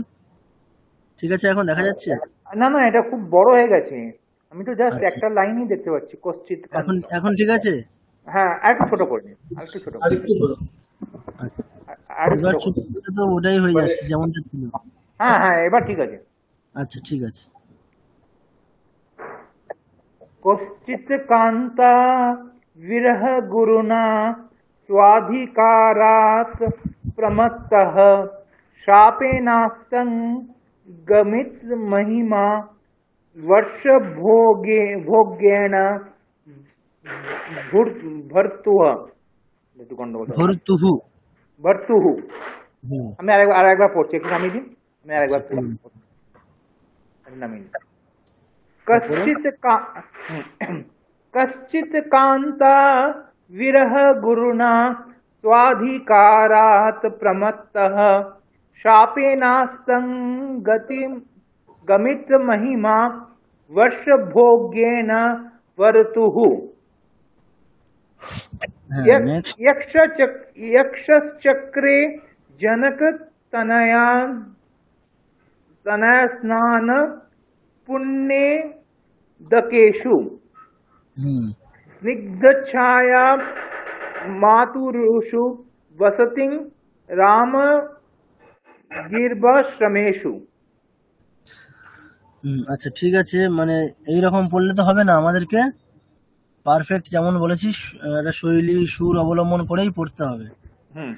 ঠিক আছে, এবারে আচ্ছা, এই আসলে এটা আমরা কেন করছি, প্রথম ক্লাসেই বলা হয়েছে ছন্দের, যে এটা করলে আমাদের কি সুবিধা, আমরা এই ছন্দে রচিত যে কোনো স্তোত্র নিজেরা তখন পড়তে পারবো। হ্যাঁ, ছন্দটা ইয়েটা করতে হবে, এটা ঠিক কথা, মানে শৈলীটাকে মানতে হবে। এটা আমার হিন্দি Chanting-এর এই একটা একটু সমস্যা হচ্ছে, কারণ না ছন্দের এটা আমার জানা নেই বাংলা। আচ্ছা, চ্যান্টিং এর মূল বৈশিষ্ট্য কি বলুন তো? চ্যান্টিং এর মূল বৈশিষ্ট্য শ্রুতি মাধুর্য হতেই হবে, না হলে হবে না। হ্যাঁ হ্যাঁ হ্যাঁ। চ্যান্টিং যতক্ষণ না আমাদের শুনে মনে একটা তৃপ্তি আসবে, তাহলে সেটা ঠিকঠাক চ্যান্টিং হচ্ছে না। এটা একটা প্রশ্ন ছিল। আচ্ছা, বলুন। ভগবদ গীতার ক্ষেত্রে বিভিন্ন শ্লোকের যে সুরটা থাকে কোথাও কোথাও বিভিন্ন রকমের হয়ে থাকে, তো এটা কি মানে সুর কি কোনো আলাদাও হতে পারে একই শ্লোকে? না, ভগবদ গীতার তো শ্লোক চেঞ্জ না। দেখুন, মানে আমাদের, আচ্ছা দেবজ্যোতি বাবু আপনি একটু মিউট করুন। হ্যাঁ, একটা পার্টিকুলার শ্লোককে আপনারা ইউটিউব খুলেও দেখবেন যে এই মন্দাক্রান্তা ছন্দের 1000 রকম ভাবে পড়ছে অনেকে, মানে যে যেমন ভাবে পারছে পড়ছে, কিন্তু একটা স্ট্যান্ডার্ড একটা থাকে মোটামুটি, এটাই সব জায়গায় বেশিরভাগ জায়গায় এটাই পড়া হয়। সবকিছুর একটা মানে আপনি মানে সুর তো আসলে কি, আপনি একটা লিরিক্স দিলে সেটাকে আপনি বিভিন্ন সুরেই পড়তে পারেন, ওটা নিয়ে তো কোনো অসুবিধা নেই। এগুলোকে ধরুন কল্পনা করুন এক একটা শ্লোক হচ্ছে এক একটা লিরিক্স, তাহলে সেটা আপনি যে কোনো সুরেই গাইতে পারেন। ঠিক এখানেও তাই, যে কোনো সুরেই আমরা গাইতে পারি, কিন্তু একটা স্ট্যান্ডার্ড থাকে যে ওটা ওইভাবে গাইলেই তবে ভালো লাগছে শুনতে। যে কোনো লিরিক্সকে যে কোনো সুরেই বসিয়ে দিলাম, সেটা মানে সেটা তো শ্রুতি মধুর হয় না। শ্রুতি মধুর দেখবেন একটা স্ট্যান্ডার্ড থাকে তার একটা, যেটা হলেই জিনিসটা শ্রুতি মধুর হচ্ছে, মানে আর কোনো প্রশ্ন উঠছে না, যেটাকে চেঞ্জ করলে হয় কি আর এইরকম মনে কোনো সন্দেহ জাগে না যে এটাই আছে এটাই ঠিক আছে।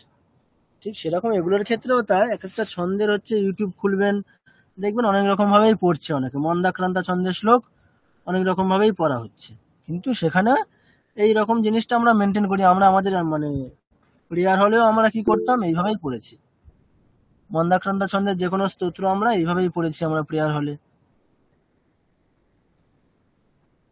আচ্ছা পার্থবাবু, পার্থবাবু বলুন। একটা আগের ছন্দটা মালিনী নিয়ে একটা ছোট্ট প্রশ্ন ছিল, মানে এটা ছন্দ হ্যাঁ, নিয়ে বলুন। নয়। আপনি যেহেতু উদাহরণটা এই শকুন্তলা থেকে দিলে, আমি হ্যাঁ, একটু জানতে চাইছি যে এই শকুন্তলা কাব্যটাতে কি বেশিরভাগটাই মালিনী ছন্দে রয়েছে না আরো ছন্দও আছে? না না, শকুন্তলাতে সব ছন্দই আছে। শকুন্তলা হচ্ছে এমন একটা নাটক যেখানে আমরা মোটামুটি প্রসিদ্ধ অপ্রসিদ্ধ সব ছন্দেরই উদাহরণ পাই। ও, মানে এরকমটা আমরা খুব কম দেখবো যে প্রসিদ্ধ ছন্দগুলো শ্লোক আমরা ওখানে পাচ্ছি না, মানে এটা পাওয়াই যাবে না তেমন একটা, সব ছন্দই আছে।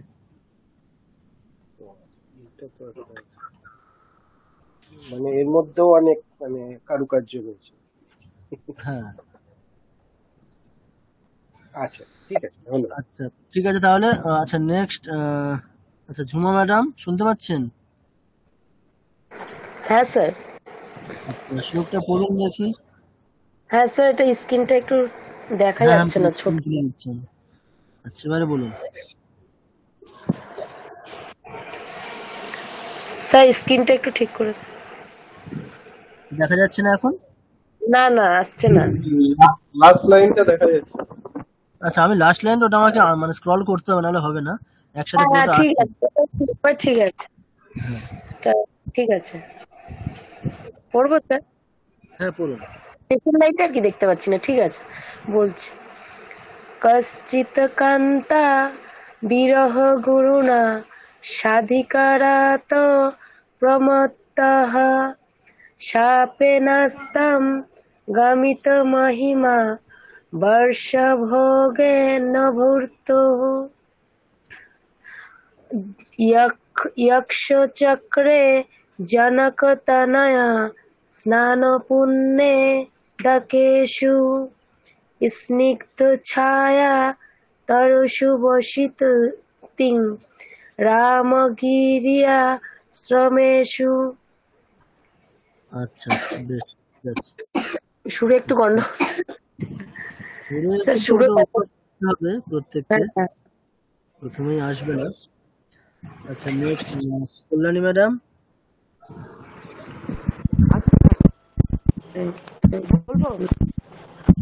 হ্যাঁ ম্যাডাম ম্যাডাম বলুন, আমি একটু স্ক্রল করছি। হ্যাঁ বলুন।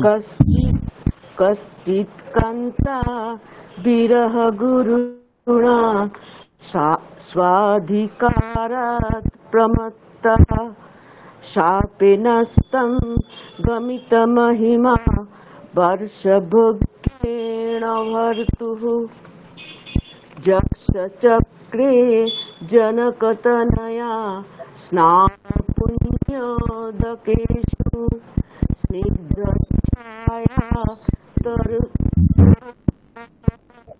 রামগিরিয়া শ্রমেষু। আচ্ছা প্রত্যেকে দেখছি মানে আপনারা একটি পথে 4 বার করে চলে যাচ্ছে। আমাদের থামাটা কবার আছে 3 বার। রামগিরিয়া ওখানে থামা যাবে না। দেখুন আমি এরকম করতে হবে। আচ্ছা পুরো শ্লোকটা আমি একবার পড়ছি, তারপরে আমরা পরবর্তী ছন্দ দেব।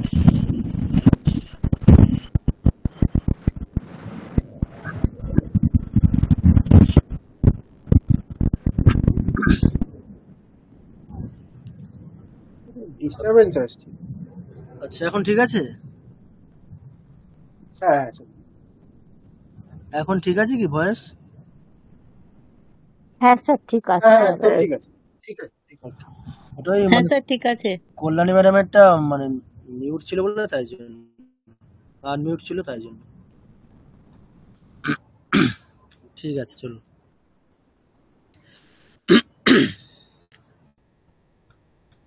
কশ্চিৎ কান্তা বিরহ গুরুণা স্বাধিকারাৎ প্রমত্তঃ শাপেনাস্तं গমিতমহিমা বর্ষভোগ্যেন ভর্তুঃ यक्षश्चक्रे जनकतनया स्नानपुण्योदकेषु स्निग्धच्छाया तरुषु वसतिं রামগিরিয়াশ্রমেষু। ঠিক আছে। আচ্ছা এবার আমাদের যেটা আছে শিখরিণী, অক্ষর সংখ্যাটা একই আছে 17টা। ঠিক আছে, কিন্তু ছন্দের ওই যেমন বললাম যে 17টা অক্ষরের আমরা একাধিক ছন্দ করতে পারি, এখানে গণগুলো পাল্টে যাবে, মানে অক্ষরের যে ক্রমটা সেটা পাল্টে যাবে। কিরকম আছে? প্রথম হচ্ছে ইয়গন, তারপরে মগন, তারপর নগন, তারপরে সগন, তারপরে ভগন, তারপরে লঘু বর্ণ, তারপরে গুরু বর্ণ। তাহলে 5টা গণ তারপরে লঘু বর্ণ, তারপরে গুরুবর্ণ। আর বিরাম কোথায় হবে? ষষ্ঠ এবং একাদশ। তাহলে কিভাবে হিসেব করতে হবে? 6 নম্বর অক্ষরে বিরাম, তারপরে পাদের শেষে। পাদের শেষে 6 + 11 মানে 17 নম্বরে পাদের শেষে। দেখুন আমরা এক্সাম্পলটাই পড়ি, যেমন আমরা শ্লোক পড়বো যেভাবে, শিখরণী ছন্দের শ্লোক যেভাবে পড়বো সেটাই আমরা এই শিখরণী ছন্দের যে ডেফিনেশন দেওয়ার জন্য যে লাইনটা আছে ওটা আমরা ওই একই শৈলীতে একই সুরে পড়তে পারি, কারণ শিখরণী ছন্দের ডেফিনেশন ওটা, আবার এক্সাম্পলও এটাই। রসৈরুদ্রৈশ্চিন্না यमनसभलागा শিখরিণী। দেখলেন, মানে একই রকম ভাবে আমরা শিখরিণী ছন্দের শ্লোকটাও পড়ব। দেখুন এখানে একটা জিনিস লক্ষ্য করবেন, এই যে কোথায় কোথায় বিরাম বা জ্যোতিটা হবে, এটা কিন্তু এই মানে ছন্দের যে ডেফিনেশন ওখানেই বলা আছে। এবার ওগুলোকে কিভাবে বলা আছে? প্রাচীনকালে কি করা হতো, সংখ্যার জন্য যেরকম হতো না, সাংকেতিক শব্দ ব্যবহার করা হতো। তাহলে এখানে ওই সংখ্যাগুলো বলার জন্য, মানে কত নম্বর অক্ষরে আমাদের বিরাম বা জ্যোতি হবে, সেগুলোর জন্য ডাইরেক্ট সংখ্যাবাচক শব্দ ব্যবহার করা হচ্ছে না। সংখ্যাবাচক শব্দ ব্যবহার না করে ওই সংখ্যাকে বোঝানোর জন্য সাংকেতিক শব্দ ব্যবহার করা হচ্ছে। যেমন দেখুন এখানে রস রুদ্র, রস বলতে আমাদের 6টা রস, তাই জন্য রস বলতে আমাদের কত সংখ্যা নিতে হবে? 6 সংখ্যাটাকে নিতে হবে, তাহলে ষষ্ঠ। তারপরে রুদ্রইহি, রুদ্র শব্দ কটা রুদ্র? আমাদের একাদশ রুদ্র, তাই জন্য রুদ্র শব্দের দ্বারা আমাদের কি নিতে হবে? 11 সংখ্যাটাকে নিতে হবে।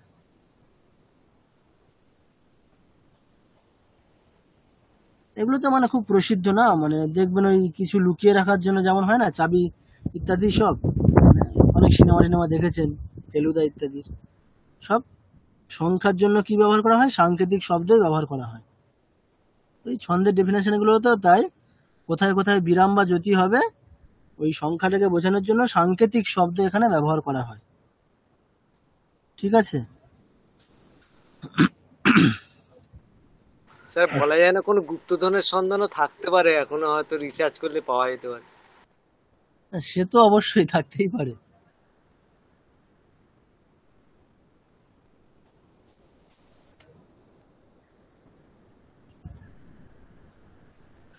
আচ্ছা, তো শ্লোকটা পড়া যাক। এটাও অভিজ্ঞান শাকুন্তলমেরই শ্লোক। ঠিক আছে, দেখছেন পার্থবাবু, আমি কিন্তু সবগুলো শ্লোক প্রায়ই অভিজ্ঞান শাকুন্তলম থেকেই নিয়েছি। সেটাই দেখছি, এক হিসেবে সেটা ভালোই হচ্ছে। হ্যাঁ, আচ্ছা দেখুন শ্লোকটা দেখুন। यदा लोके सूक्ष्मं व्रजति सहसा तद्विपुलताम्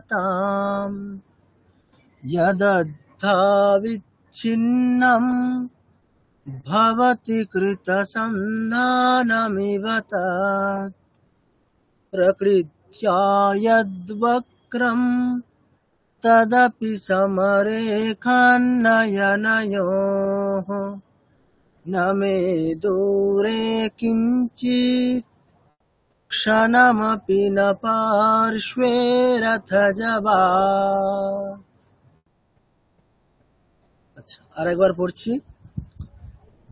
यदा लोके सूक्ष्मं व्रजति सहसा तद्विपुलताम् यदद्धाविच्छिन्नं भवति कृतसन्धानमिव तत् प्रकृत्या यद्वक्रं तदपि समरेखान्नयनयोः न मे दूरे किञ्चित् क्षणमपि न पार्श्वे रथजवात्। ঠিক আছে, তাহলে শ্লোকটার অর্থ দেখা যাক। এটাও অভিজ্ঞান শাকুন্তলের প্রথম অঙ্কেই আছে। এখানে এই শ্লোকের মাধ্যমে কি দেওয়া হচ্ছে?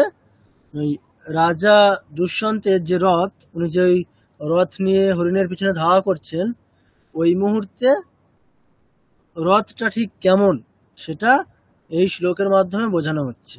ওই রথের গতিবেগের বর্ণনা দেওয়া হচ্ছে। কিরকম? রথটা এত জোরে ছুটছে, তার কারণে কি হচ্ছে যে ইয়াদ আলোকে সূক্ষ্মম তদ বিপুলতাম ব্রজতি।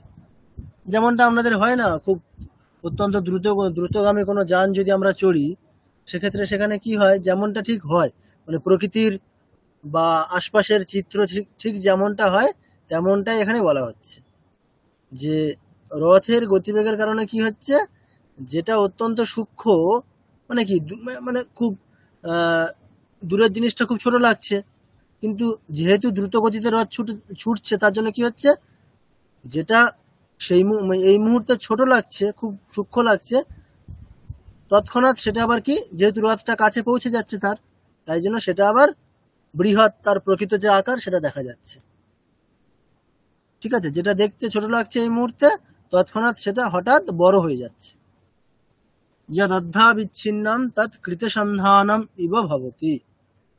মানে কি, যেটা আর কি মানে রাস্তা থেকে যেটাকে বিচ্ছিন্ন বলে মনে হচ্ছে, সেটাকে পরবর্তী মুহূর্তে সঙ্গে সঙ্গে তৎক্ষণাৎ সংযুক্ত বলে মনে হচ্ছে। প্রকৃত্য়া যদ বক্রম তদপি সমরেখম। যেটা কি স্বভাবতই যেটা বাঁকা ঋজু, সেটাকেই তৎক্ষণাৎ সোজা বলে মনে হচ্ছে। মানে দূর থেকে দেখে যেটাকে মনে হচ্ছে ওটা মানে দূর থেকে একটা বাঁকা জিনিস, যেটাকে কি মানে সোজা জিনিস, যেটাকে ঋজু বলে মনে হচ্ছে, বাঁকা বলে মনে হচ্ছে, সেটা কিন্তু ওই রথের গতিবেগের কারণে সেটা দূর থেকে দেখলে সোজা বলে মনে হচ্ছে। ঠিক আছে, ঋজু জিনিসটাকে সোজা মনে হচ্ছে। নমে দূরে কিঞ্চিত ক্ষণমপি না পার্শ্বে রথযাবাত। রথযাবাত বলতে রথের গতির কারণে, মানে কোনো কিছুই দূরে থাকছে না, ক্ষণ মানে মুহূর্তের মধ্যেই সেটা কাছে চলে আসছে, পাশে চলে আসছে। ঠিক আছে, তাহলে এই যেমনটা আমাদের হয় দ্রুতগামী কোনো যান যদি আমরা মানে চড়ি, সেক্ষেত্রে ঠিক যেমনটা পরিস্থিতি হয় ঠিক তেমনটা এখানে বর্ণনা করা হয়েছে, তাই না?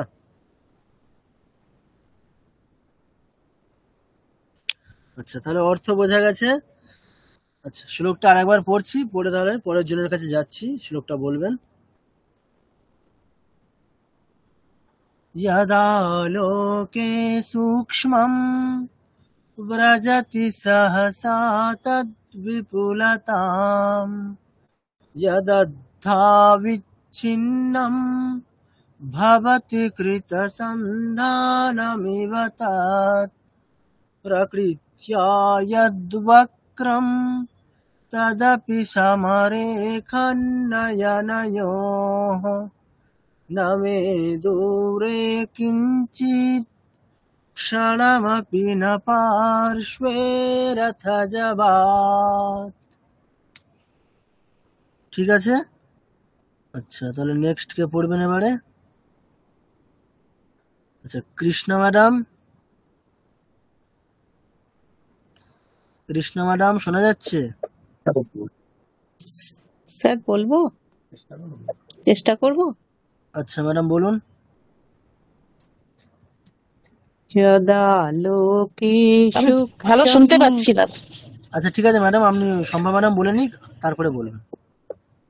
যদা লোকেষু ক্ষম ব্রজতি সহসা তদ্বিপুলতাম যদ্যথা বিচ্ছিন্নম ভবতি কৃতসন্ধাম বিপতৎ প্রকৃতা যদ্বক্রম তদপি সমরেখম নয়নয়োঃ ন দূরে নমে দূরে কিঞ্চিৎ ক্ষণমপি ন পার্শ্বে রথযাবাৎ। আচ্ছা ম্যাডাম, ওটা ক্ষণম হবে না, ক্ষীয়কারের উচ্চারণটা কেমন হয়? সনম। সনম। হ্যাঁ হ্যাঁ হ্যাঁ স্যার, হ্যাঁ স্যার বলবো আরেকবার লাস্ট লাইনটা? না, হ্যাঁ লাস্ট লাইনটা বলুন একবার। নমে দূরে কিঞ্চিৎ ক্ষণমপি ন পার্শ্বে রথযাবাৎ। আচ্ছা, ওখানে থামলে হবে না, যেহেতু সবগুলোর হর্ষ আছে, ওই জন্য কেমন একটা আপনার গুলিয়ে গেল জিনিসটা।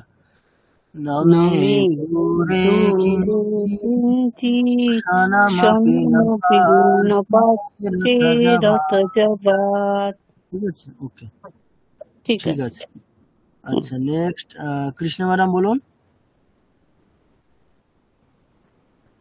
কৃষ্ণা ম্যাডাম শুনতে পাচ্ছেন? কৃষ্ণা ম্যাডাম আছেন? আচ্ছা আচ্ছা, নেক্সট নির্মল বাবু।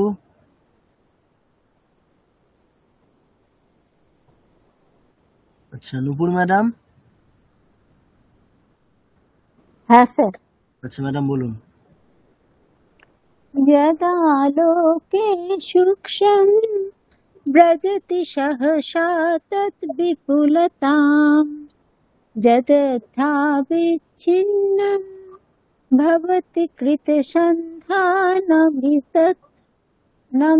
तत् प्रकृत्या यत् वक्रं तदपि समरेखं नयनयोः न मे दूरे किञ्चित् क्षणमपि न पार्श्वे रथजवात्। আচ্ছা ঠিক বলটা আছে, একদম বাজে হয়ে আছে। না না, ঠিক আছে ম্যাডাম, অসুবিধা নেই। আচ্ছা, নেক্সট পার্থবাবু। হ্যাঁ, শোনা যাচ্ছে? বলুন। হ্যাঁ শোনা যাচ্ছে, বলুন। यदा लोके सूक्ष्मं व्रजति सहसा तद्विपुलताम् यदध्याविच्छिन्नं भवति कृतसन्धानमेव तत् प्रकृत्या यद्वक्रं तदपि समरेखनयोः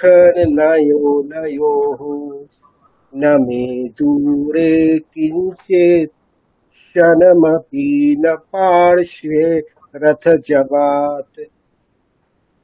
আচ্ছা, ওখানে আপনি একটু থেমে গেলেন বলে না, ওখানে একটু দীর্ঘ করলেন বলেই ওখানে একটু সুরটা গুলিয়ে গেছে। ঠিক আছে, আচ্ছা ঠিক আছে। আচ্ছা, নেক্সট সংযুক্তা ম্যাডাম। হ্যাঁ স্যার, হ্যাঁ ম্যাডাম বলবো। বলুন। হ্যাঁ। यदा लोके सूक्ष्मं व्रजति सहसा तद्विपुलतम् यदा यद्याविच्छिन्नं না ম্যাডাম, भवति ঠিক আছে ম্যাডাম, ইয়াদদ্ধা। यदद्धाविच्छिन्नं भवति कृतसन्धानमितत् प्रकृत्यां यद्वक्रं तदपि समरेखं नयनयोः न मे दूरे किञ्चित् क्षणमपि न पार्श्वे रथजवात्। আচ্ছা ঠিক আছে। আচ্ছা নেক্সট, আচ্ছা নির্মল বাবু বলুন। নির্মল বাবু শুনতে পাচ্ছেন? আচ্ছা, কোনো ভয়েস আসছে না ওনার। আচ্ছা, শেফালি ম্যাডাম বলুন।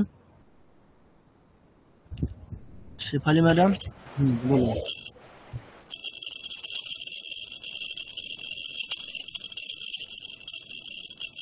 ম্যাডাম বলুন।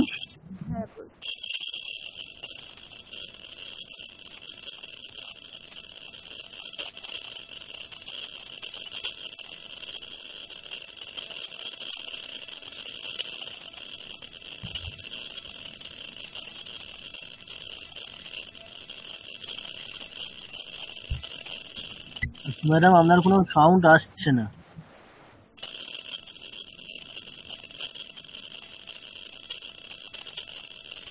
ঠিক আছে, আপনি পরে বলবেন। আচ্ছা, সোমনাথ বাবু বলুন।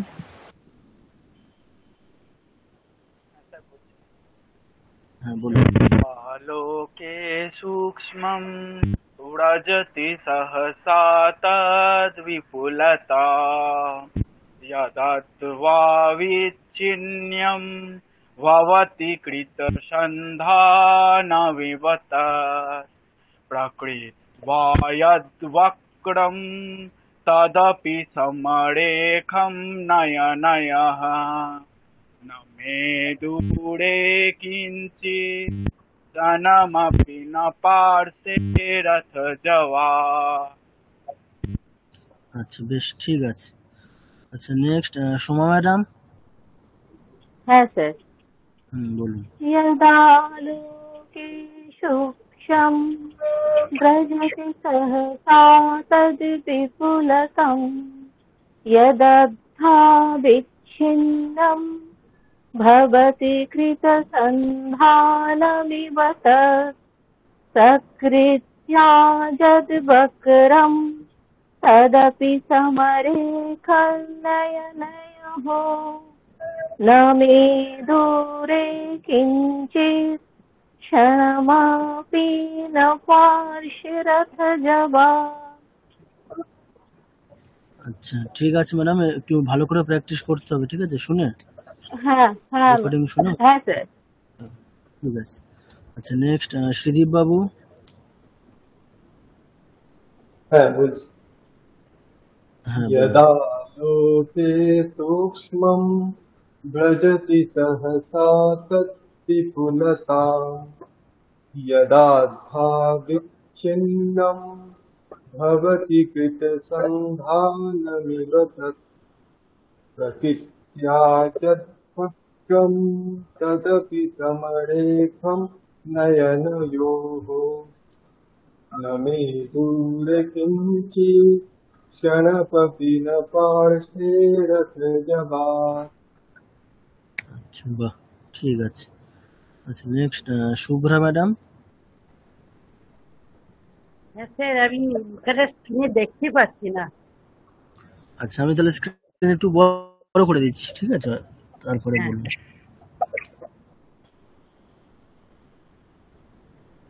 আচ্ছা এখন ঠিক আছে? না দেখতে পাচ্ছি স্যার। আচ্ছা আপনার ওখানে স্ক্রিন দেখাই যাচ্ছে না একদম? না না না, মানে আপনি স্ক্রিন দেখতে পাচ্ছেন একদম, মানে তাহলে তো আপনার নেটওয়ার্কের সমস্যা হচ্ছে। তাই হবে স্যার। হ্যাঁ তাহলে আপনি স্ক্রিন দেখতেই পাচ্ছেন না তো? না। ও ঠিক আছে, তাহলে স্ক্রিন দেখা যাচ্ছে, বাকিরা দেখতে পাচ্ছে, তাহলে ম্যাডামের হচ্ছে নেটওয়ার্কের সমস্যা। আচ্ছা তো বেশ, যাই হোক, আমাদের আর একটা এখনো দুটো আছে, ঠিক আছে? আচ্ছা নির্মল বাবু বলবেন? হ্যাঁ স্যার, এই এতক্ষণ গন্ডগোল হচ্ছিল, আমি একটু চেষ্টা করছি স্যার। আচ্ছা ঠিক আছে, এখন বলুন। যদালোকে সূক্ষ্মং ব্রজতি সহসা তদ্বিপুলতাং যদ্ভাবিচ্ছিন্নং ভবতি কৃত সন্ধানমিব তৎ প্রকৃতা যদ্বক্রং তদপি সমরেখং নয়নঃ ন মে দূরে কিঞ্চিৎ ক্ষণমপি ন পার্শ্বে রথজবাৎ। ঠিক হলো না স্যার, সাউন্ডের খুব গন্ডগোল হচ্ছে। না ঠিক আছে, শোনা গেছে স্পষ্ট, কিন্তু আরো অভ্যাস করতে হবে। হ্যাঁ স্যার। আচ্ছা আচ্ছা আমাদের আর স্টাডি ম্যাটেরিয়াল অনুসারে আমাদের আর একটি মাত্র ছন্দ আছে, আর উপজাতি ছন্দ আপনাদেরকে বললাম আমরা দেখবো, যেহেতু গীতার সাথে ওটা রিলেটেড। আচ্ছা তাহলে পরবর্তী ক্লাসে আমরা ওই দুটো ছন্দ দেখবো। শার্দুল বিক্রীড়িত আর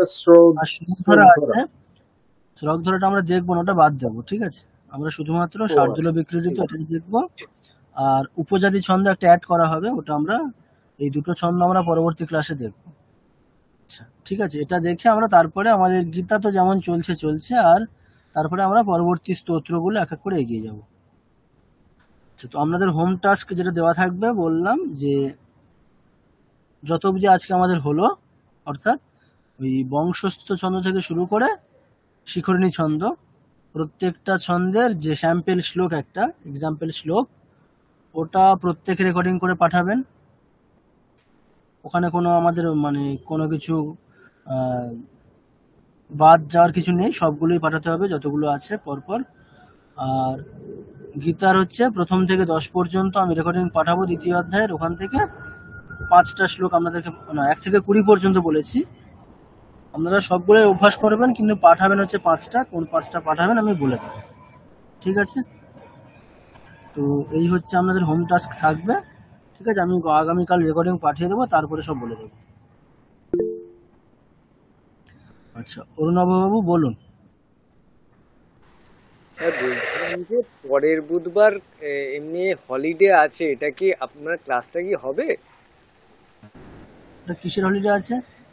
মোহরমের একটা আছে। না, হ্যাঁ ক্লাস হবে, লাল কালি দেওয়া আছে, তাই জিজ্ঞেস করলাম। আচ্ছা ঠিক আছে, আমরা দেখছি ওটা। আমাদের যদি অফিস থেকে কোনো ইনস্ট্রাকশন দেয়, ঠিক আছে, ওটা দিলে তো আপনাদের কাছেও যাবে, ঠিক আছে, অসুবিধা নেই। মহরমে তো ছুটি থাকার এমনিতে কোনো কথা নয়। দেখুন না, ওটা যদি ওখানে ক্লাস পোস্টপোন হয়ে গেলে খুব মুশকিল হয়। না, ক্লাস বলতে পোস্টপোন হওয়ার তো মানে যদি অফিস থেকে ইনস্ট্রাকশন তাহলে তো রেকর্ডিংটাই হবে না। হ্যাঁ একদম, সেটা বুঝতে পারছি স্যার। আগের দিনও হয়েছিল, কোনো সমস্যা থাকতেই পারে, এটা আমি মানছি একদম, কারণ সবকিছু হয় না। যেটা বলতে যাচ্ছিলাম স্যার, যে আমি অ্যাকচুয়ালি ওই অমরনাথ যাত্রায় যাচ্ছি, তা সেই জন্য মনে পরের দুটো ক্লাস করতে পারবো না। পরের সপ্তাহে যাচ্ছি, 15 তারিখ যাচ্ছি। হ্যাঁ হ্যালো, কিছু একটা বলছিলাম। হ্যালো, কি বলছেন স্যার? হ্যাঁ বলছি, কিছু একটা প্রবলেম করে দিয়েছে। না স্যার, একদিন বন্ধ ছিল, তারপর আবার খুলে দিয়েছে। একদিন বৃষ্টির জন্য বন্ধ ছিল, আবার খুলে দিয়েছে। আমি পরের সপ্তাহে যাচ্ছি, তাই দুটো বুধবারই, মানে পরের বুধবার আর কি ট্রেনে থাকবো, ফেরারটা, যাওয়ারটা তো ওখানে তখন পৌঁছে যাব, হবে না। এবার এই জন্যই আর কি সিমও ওখান থেকে নিতে হবে, সেই জন্য এই সিমও চলবে না যে আমি ওখানে গিয়েও চেষ্টা করব, সেটাও হবে না। সেটাই, ওই জন্য পরের দুটো। ঠিক আছে, অসুবিধা নেই। দেখুন আমাদের কাছে ক্লাস রেকর্ডিং আছে, ক্লাস রেকর্ডিং থাকছে, ইউটিউব থাকছে, তার সাথে আমার ভয়েস রেকর্ডিং থাকছে। আর পরে যদি ওগুলো শোনার পরে অসুবিধা হলে অবশ্যই ফোন করবেন, ঠিক আছে? হ্যাঁ, আমি সেটাই বলছিলাম, একটু যদি আপনার থেকে পরে জেনে নিতাম। হ্যাঁ, আপনারা আগে ইউটিউব থেকে শুনবেন, তারপরে যদি অবশ্যই মানে যদি সংশয় থাকে অবশ্যই ফোন করবেন। ঠিক আছে, ধন্যবাদ স্যার। ঠিক আছে, আচ্ছা তাহলে আজকে আমরা এখানেই শেষ করি।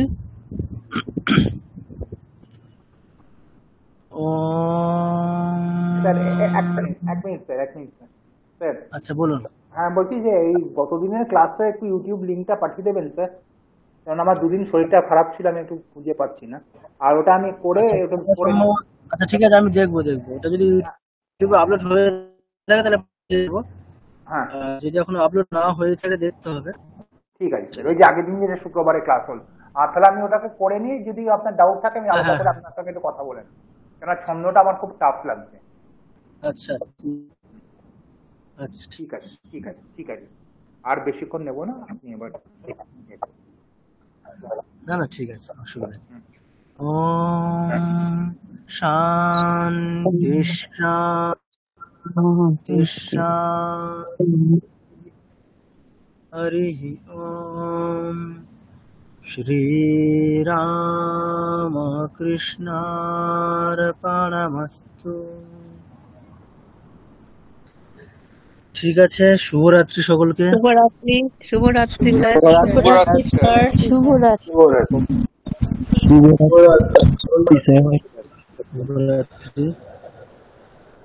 শুভরাত্রি স্যার।